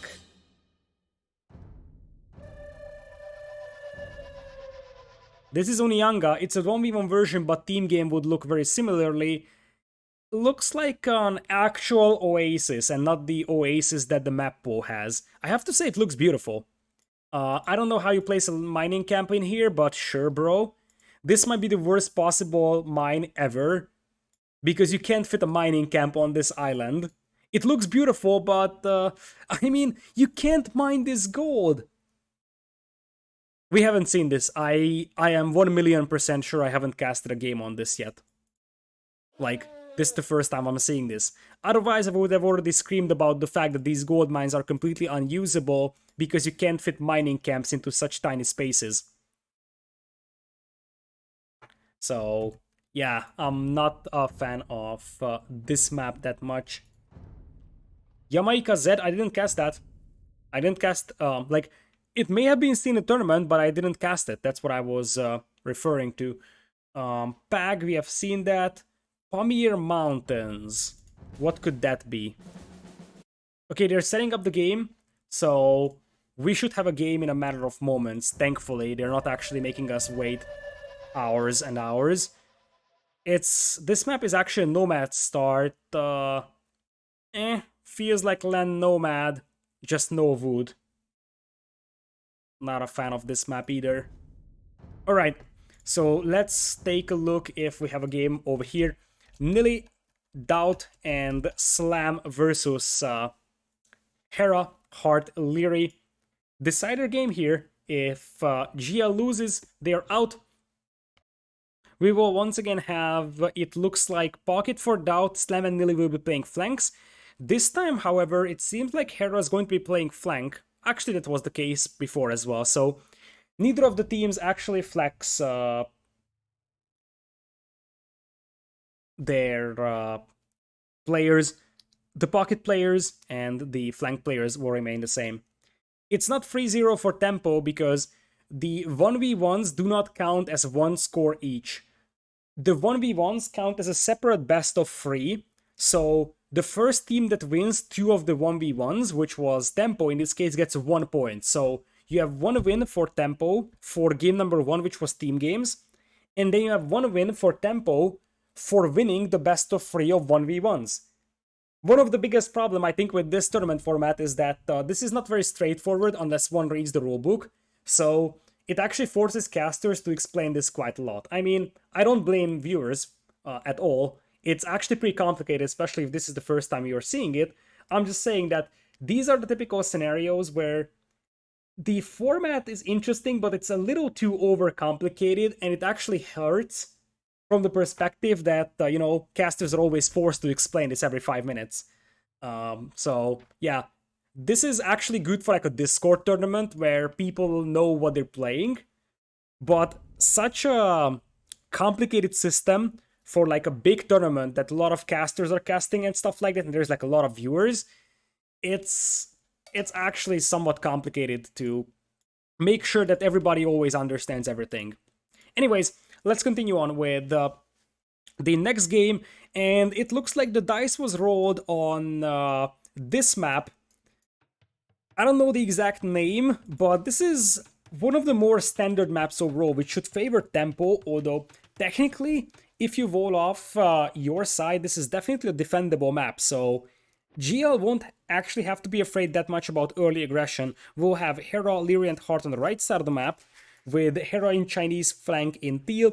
Other flank is going to be Portuguese for Leary in blue, and the pocket will be Hart as Franks in green.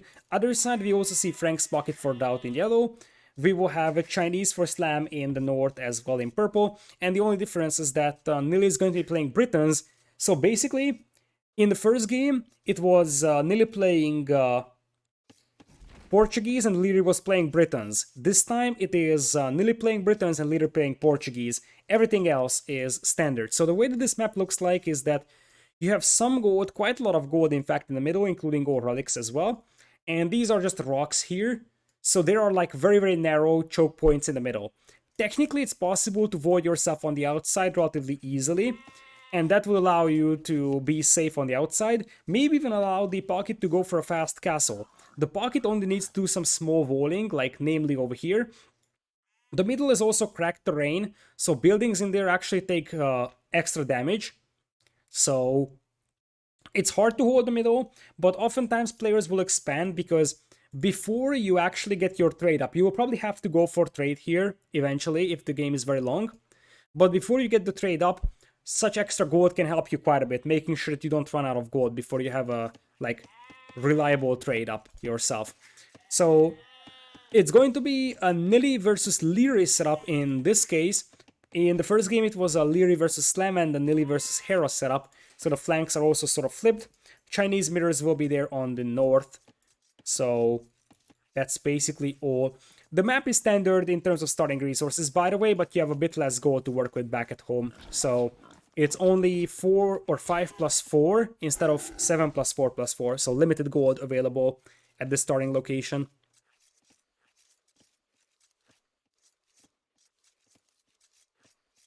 So let's see what we got here on the side of Slam. He's 4 on wood, no surprise about that one. No surprise on either flank. You would expect players to have 4 on wood each. The pockets are bigger question. You have 3 on wood here. And what is this even for Liri? Why does he have palisade foundations here?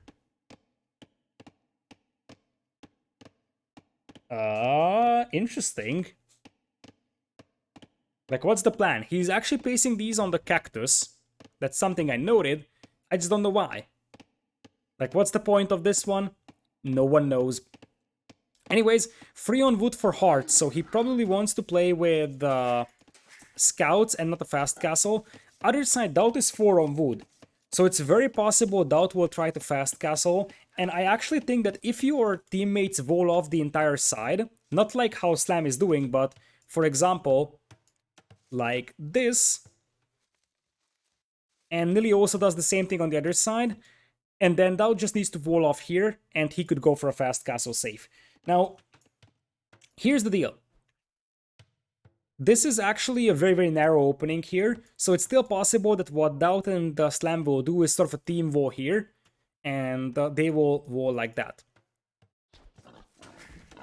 Loom coming in for Franks, that's going to be a blazing fast Feudal Age over here, as... actually, nope, he can't afford it. So Hart will have to go for 20 pop Feudal. He tried to go for a 19 pop, but that would have been a little bit too excessive here, even with Franks. And he's gonna have to play with 20... Actually, he goes all the way up to 21 pop Scout, so I'm a little bit underwhelmed by this fact here. Or he changed his mind that now he wants to go for a fast castle, which would be a bit of a surprise.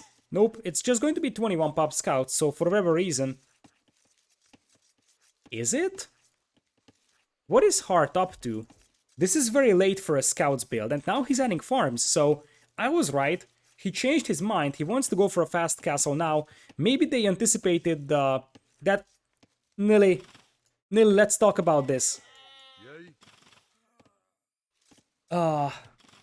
Ladies and gentlemen, may I present you the most underwhelming drush of Age of Empires history. And the yoink to make it completely perfect for Liri. That was underwhelming, let's just say that. 2 militias running kamikaze into the town center, only to get the scout trapped and then finished off by the other scout. Well, at least you tried, right? At least you tried. So, Hart changed his mind and he's now going for a fast castle.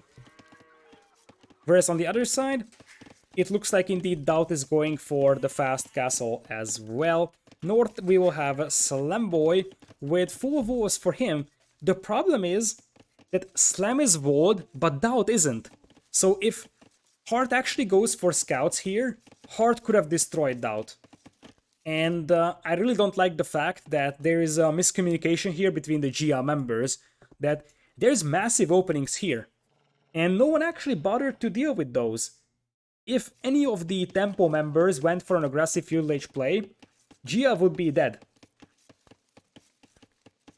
So it looks like all Tempo members will be going for fast castles. They realize that if the walls are up from the opponent, there is no chance to do damage. So it's probably safer to wall yourself and just go up to castle age by yourself, and then go for like a free TC boom with the pocket and just play the long game. One thing I want to highlight is that neither of the two teams actually secured both corners for trade, as there is one militia left here for Nili, but that's just going to end his life really fast as well without getting anything done. So this corner is empty and this corner is empty as well. None of the teams actually focusing on grabbing those early. And the Slam going for barracks on the outside. Slam is going for a 28 naked FC, but he is Chinese, so you can subtract like 2 or 3 out of that. So it's a 26-ish timing. DauT is going for 26 naked fast castle, which means that he's gonna be able to afford probably 2 TCs and then maybe even make a couple of knights. He's aging with a stable and a blacksmith. So that's a bit of an interesting move overall, because if you age with a stable, you probably prefer to have a blacksmith, but this time it's a market for DauT. Leary slowly walling himself up. They realize that GL is not pushing them aggressively, so all you gotta do is just slowly wall yourself up, and you should be all good to go.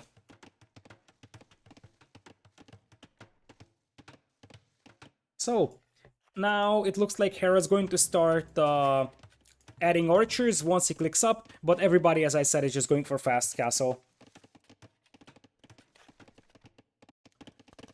What's more interesting is this. Leary is mining stone. Leary was also mining gold, so this is not just for the sole purpose of selling it. This is also for, you know, just some extra stone income. And it also seems like we're gonna have Tempo teaming up their scouts, trying to jump on DauT. And how did DauT lose 3 wills here? We're gonna have to rewind because I'm a potato caster and I'm actually potatoing things after half an hour, but... well, not half an hour, but basically, I've been casting for 7 hours, so... that's how DauT is losing the wills. No loom! So can we just talk about the fact that 1 scout from Hera kills 3 wills because DauT had no loom? I mean, I understand that he's going for a no loom fast castle. That's totally understandable. But how on the earth are you doing it if this is not walled? This is some massive miscommunication between GL. Because there's no way on this earth that they thought that DauT is actually open. Like, come on, man. We'll have to fast forward a little bit here to catch up with the live feed once again, but this has to be some massive miscommunication between DauT and Slam, because Slam walled this one up, but it feels like as if DauT doesn't know that this is open here. I will have to check their scouting, but...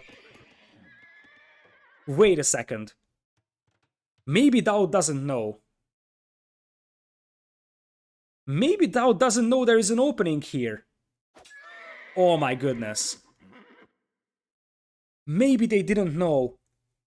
And maybe they thought that, hey, Slam walled this up, and DauT thinks, oh yeah, I'm safe with the fast cast, and look at the ping on the minimap in yellow.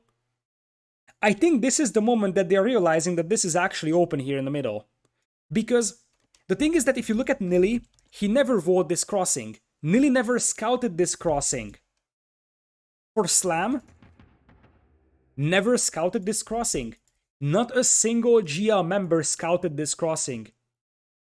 And the only way that this happens is if they didn't know there is a crossing here. Don't tell me that this was intentional. Like, there is no way that they played intentional naked fast castle with no loom when you have it open like this. And they put a lot of effort walling in this one and this one. And it's now too late, because knights are now coming in. That's a full disaster from GL here. There's absolutely no way that they intentionally left this open. They probably thought this is closed. But that means that this is the first time they are seeing this map in 3v3, because it always spawns like this. It always spawns with a cross in the middle, like that. Oh my god. That is just brutal.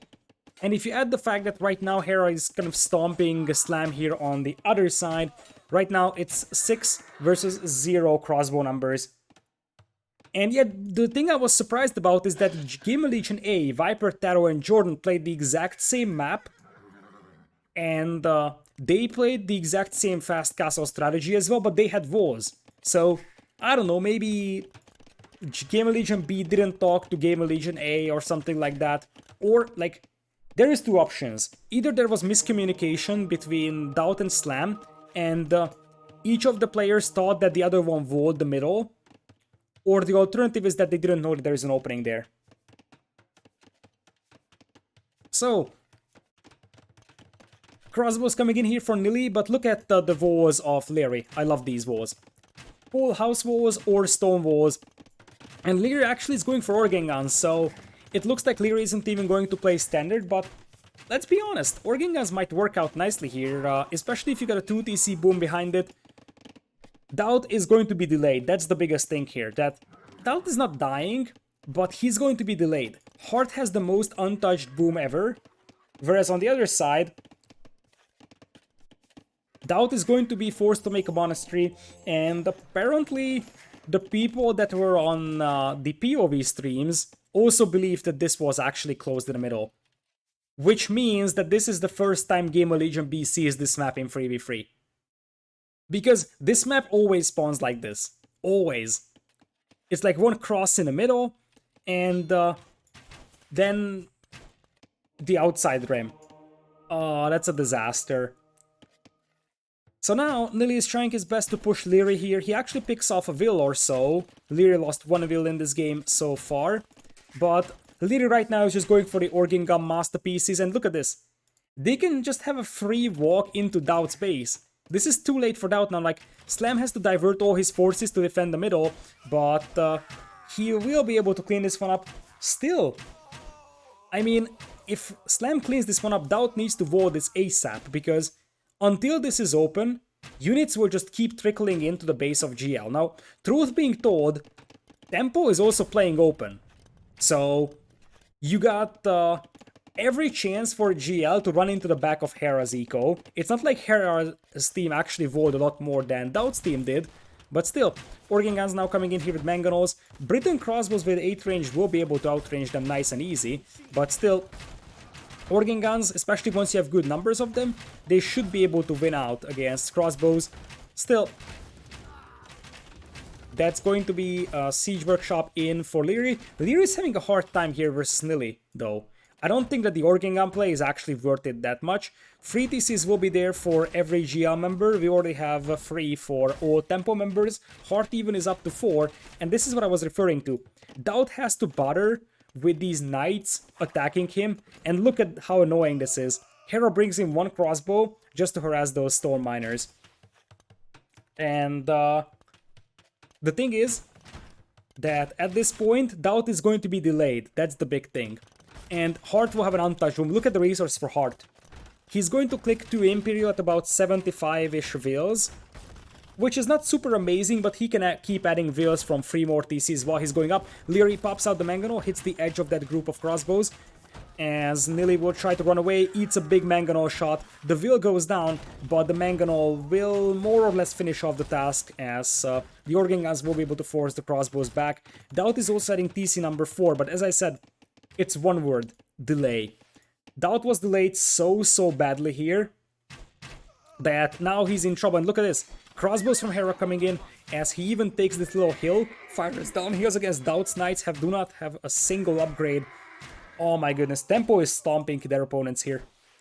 This is a clean stomp. Hera doesn't even have ballistics, he's just booming.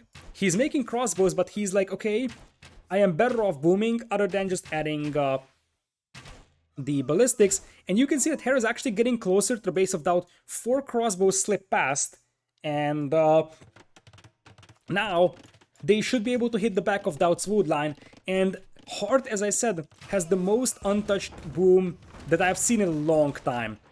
And he's playing wide open, that's the brutal thing. That he's also wide open here, but right now, Nili's push here is getting stopped by the organ guns and the mangonels. Mangonel is still alive. The ram trying to chase down the mangonel now, Leary with the ground attack. And that ram is also gonna be forced away. I don't think that Nili can actually push Leary here. And as I said, Heart is getting close to just flooding a couple of Cavalier in here. 15 Cavalier with +4 defense will destroy everything that GL has. And Heart, as I said, he's gonna be the first one to Imperial by a huge margin. The only thing that he doesn't have right now is a castle so that he can actually start researching Chivalry immediately.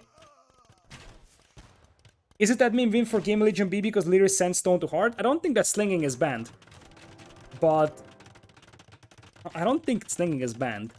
But as I mentioned before, I didn't have a lot of time to read all the rulebook and stuff like that. So for now we're just casting this, and I will let the admins do their thing. And if it actually is something that's against the rules and it's gonna be admin win and stuff like that, then they will figure it out themselves. Anyways, look at the value here for Hera's crossbows. All because of that opening in the middle. All because of that opening in the middle, DauT losing so much over here. So we're gonna have Cavalier, or soon-to-be Cavalier, coming in here for Heart. It looks like he's actually going for the only place that is not open. DauT now trying to stonewall the middle, but I feel like the damage has been done. 4 reveals lead for Tempo, and you have Hera going into Imperial. Leary is the only one that's not going Imp. Although, if you take a look at this one, GL, all 3 players going into Imp here. I feel like this would be the least deserved win for GL if they edge this out. Like, they are not supposed to win a game where they completely misjudged how the map looks like. But still, theoretically speaking, all 3 of them will be in Imp, which could give a chance for Nili to potentially go for a forward castle with Arbs. And indeed, he's doing that. And trap these castles down and start pushing Leary. Still, the cavalry numbers will be way better for Heart, as this cleanup is going to be enough for GamerLegion. Look at that castle in the crossing. Look at that castle.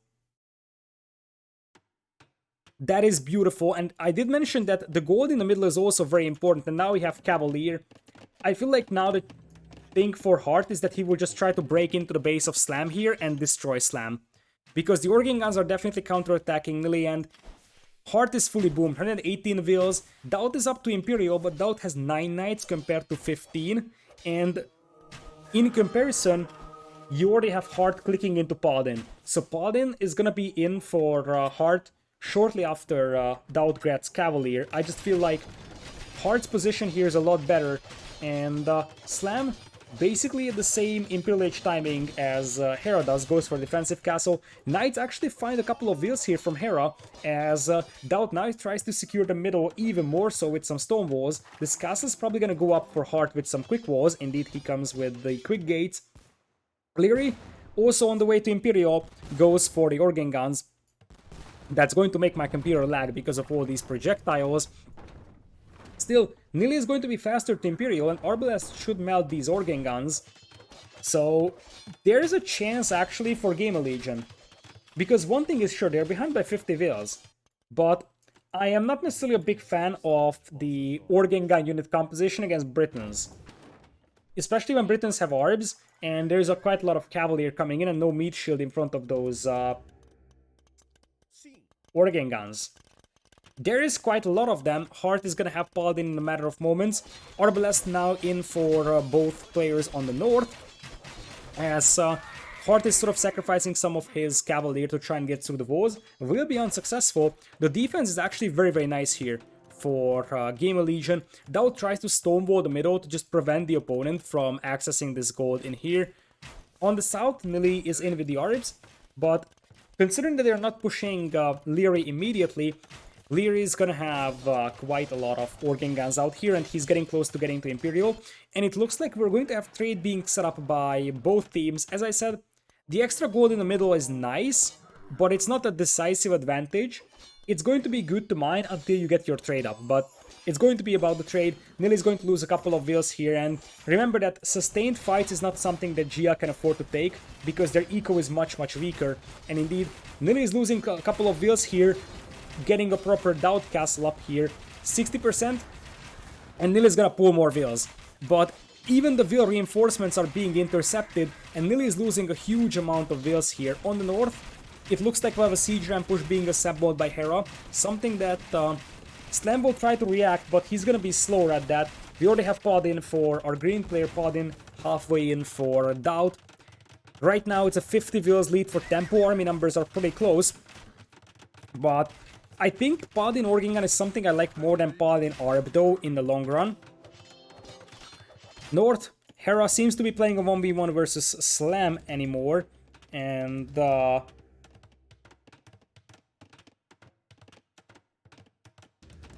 we will have siege rams on the way for Hera. As I said, Slam will try to counter that with onagers, but that may be insufficient. Chivalry coming in here, which is now the Imperial Age upgrade of Franks, will be very helpful to flood cavalry. DauT actually mining quite a lot of gold in the middle, Tempo instead focusing on establishing the trade. And the thing is that the organ guns are very devastating in such huge numbers, and also they are devastating to my CPU and GPU, because all those projectiles flying around will make my computer lag quite heavily. Still, the firepower behind this one is much greater for Leary, but it seems like the cavalry numbers is still greater for DauT, so it looks like the meat shield is bigger. Although, Jews seem to start running low here for DauT, and now the paladins are reaching Nili's arbs. Many of those arbs are actually very low in HP, so just a couple of paladins can jump on top of them. And on the north, even more importantly, DauT brings in a couple of paladins to help, but that's 54 arbs to fight against, and now the siege rams are knocking down the production buildings of Slam. Other side, paladins are jumping on the arbs of Nili here, but Nili's gold mine is now threatened. He's 94 wheels, the lowest in the game, and he now has to sort of scramble as he is going to start losing gold wheels. Only 23 arbs now, and I feel like this starts to snowball out of control. 40 paladins versus 26 only, and as I said, the paladin numbers will be consistently better for Heart. Heart is actually floating 4,000 food even, so that is just brutal. As I said, Heart had a completely untouched boom here, and Hero also did quite a lot of damage to the eco of Slam here, destroying especially production buildings, but also forcing Slam back quite a bit, forcing Slam to rebuild all these walls, and also forcing Slam to go for onagers. Now, Hero might have a hard time against onagers, but I don't think that's gonna matter that much, because DauT is consistently outnumbered in paladins. That mostly comes from the fact, as I said, that DauT got delayed really heavily.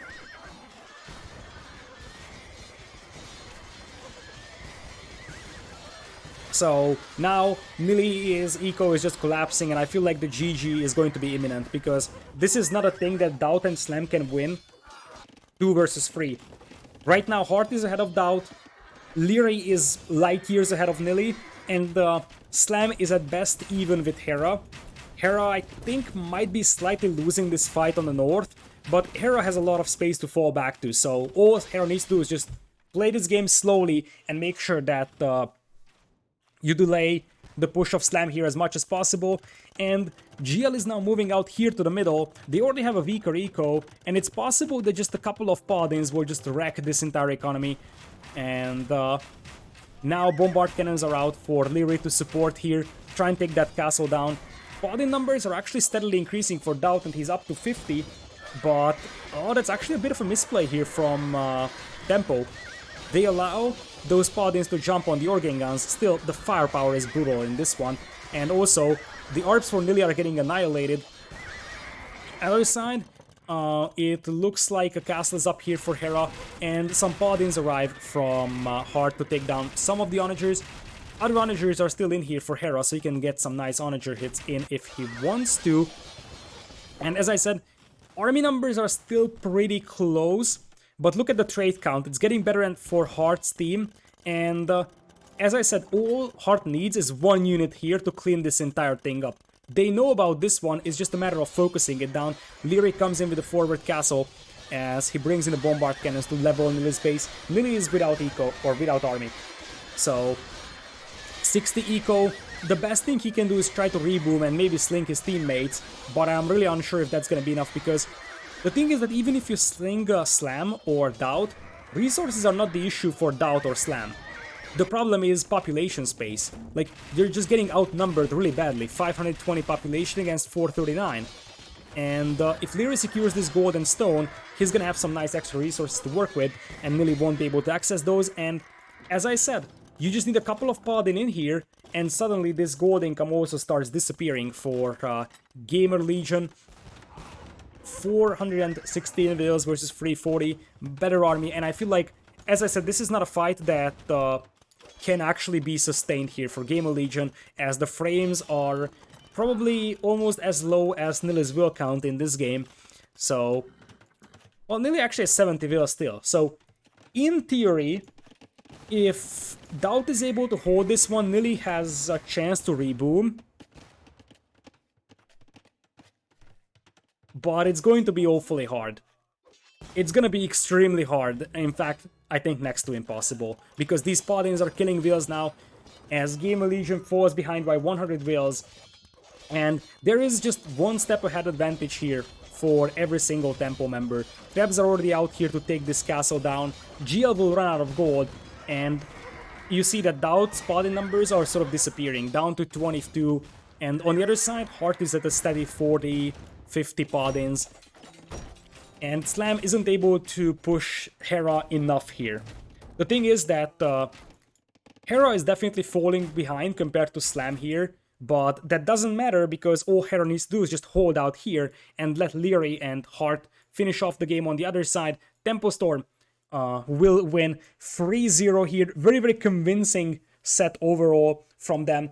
GamerLegion tried their best and they had their moments, so I think that there is no shame in losing to a team that has 2 of the top 5 players in them. So I think that GamerLegion B actually got potentially one of the strongest, if not the strongest team in the entire tournament here. They fought valiantly, although you could tell that especially the mishap of not knowing about this hole is what hurts for them, because everybody knew that in terms of execution, tempo is going to be better. What we didn't expect was that GL wasn't as prepared as you usually see them being. Obviously, part of that comes from the fact that GL members are also focused very heavily on Red Bull. So, like, Red Bull tournament is coming up, and that's a bigger event from that perspective. So, you know, you can't always prepare for every single tournament. But in this one, I think it was fairly obvious that the preparation from DauT's team wasn't as good as we are usually seeing it from them. Usually they are more prepared than this one, because this mishap of leaving this entirely open was a disaster. And that means Tempo Storm moves into the semifinals next weekend. In this one, some people are saying admin win because of the stone being sent to Nili. I'm going to wait here for a minute or so to see if the admins say anything about this one. As I said, it's not my tournament, so I'm just doing what I'm doing. And we will see if... like, I'm not gonna lie. I think giving an admin win to GamerLegion B for this game, even if Tempo did a bit of a slinging, is not something that should be fair.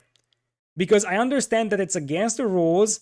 However, GL pretty much got destroyed here, and that stone being sent to Nili, I don't think that was the decider factor. Like, the stone that was sent to Nili resulted in this castle when the starting TC was this one. Nili would have been able to hold this one for long enough to mine that stone himself, I believe. And once again, this is the situation where I'm happy that I'm not the admin. So whatever happens, it's not my decision. I'm just sitting here waiting. I don't think that it would be fair to give an admin win for GL for this one. Like best case or like the most lenient decision would be to call a replay on this, but let's be honest. Even if you replay this, that would actually hurt Tempo from the perspective that GL just wasn't prepared for this map from this perspective. So yeah, as I said, it's not my call, and I'm happy it's not my call. So that's what I'm officially saying here. I think that based on what we have seen in every single game, replay could be the most reasonable, but I massively doubt that that would actually be a thing. But you also have some other questions that are raised, because if it's a replay, are you replaying this map, or are you playing another random map? Keep in mind that this was a random map from the map pack. Are you actually re-rolling the map as well? Because while indeed it seems like Tempo sent some resources, and I totally agree that that helped a tiny bit for Leary, the thing is that it's also true that if they replay this, GamerLegion will know about this one, and that is a completely different scenario, right? So, there is no official information.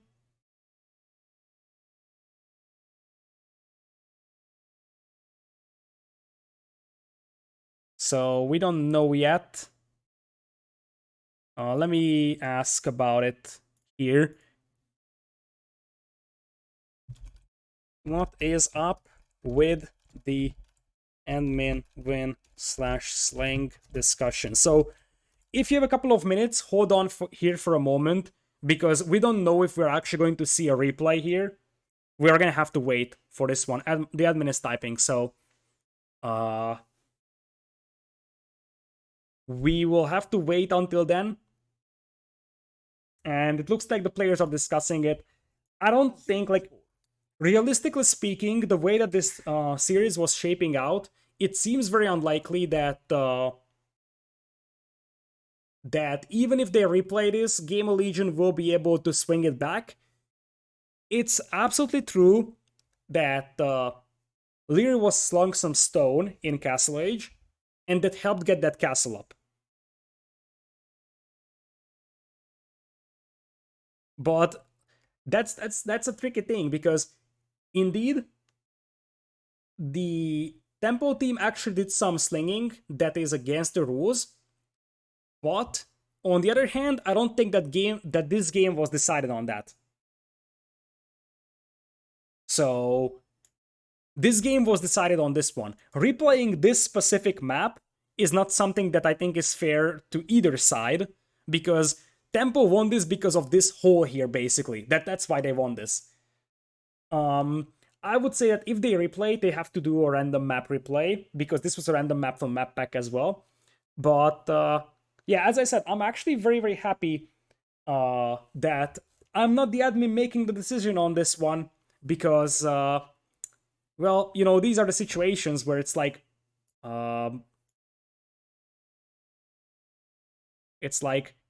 yeah, I would hate to be in the decision making position of this one.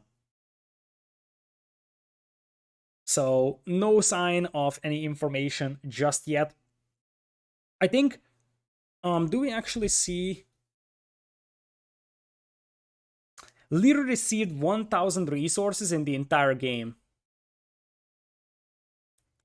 We don't know how much that was before a certain threshold or certain time frame.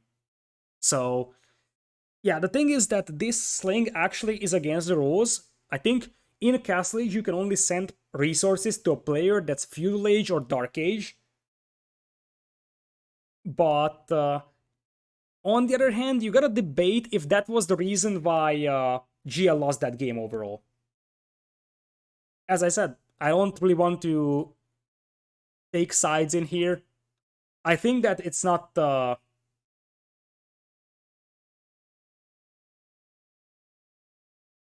it's not something that was decisive, because, as I said, the big thing was that GamerLegion had no idea that there is a hole in the middle. On the other hand, I totally agree the agreement or the idea that, hey, the rules say this and you didn't actually play according to the rules.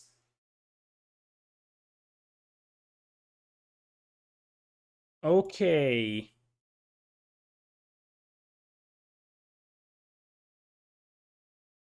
Still no information. But yeah, the main question is yeah, I think since the POV streamers are going off, so Slam is stopping, DauT is stopping, I would assume that they won't actually play another one.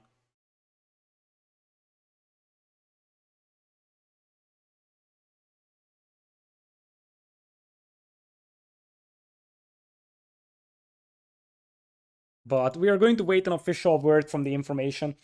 Robo is not the admin. Robo is off for some time, so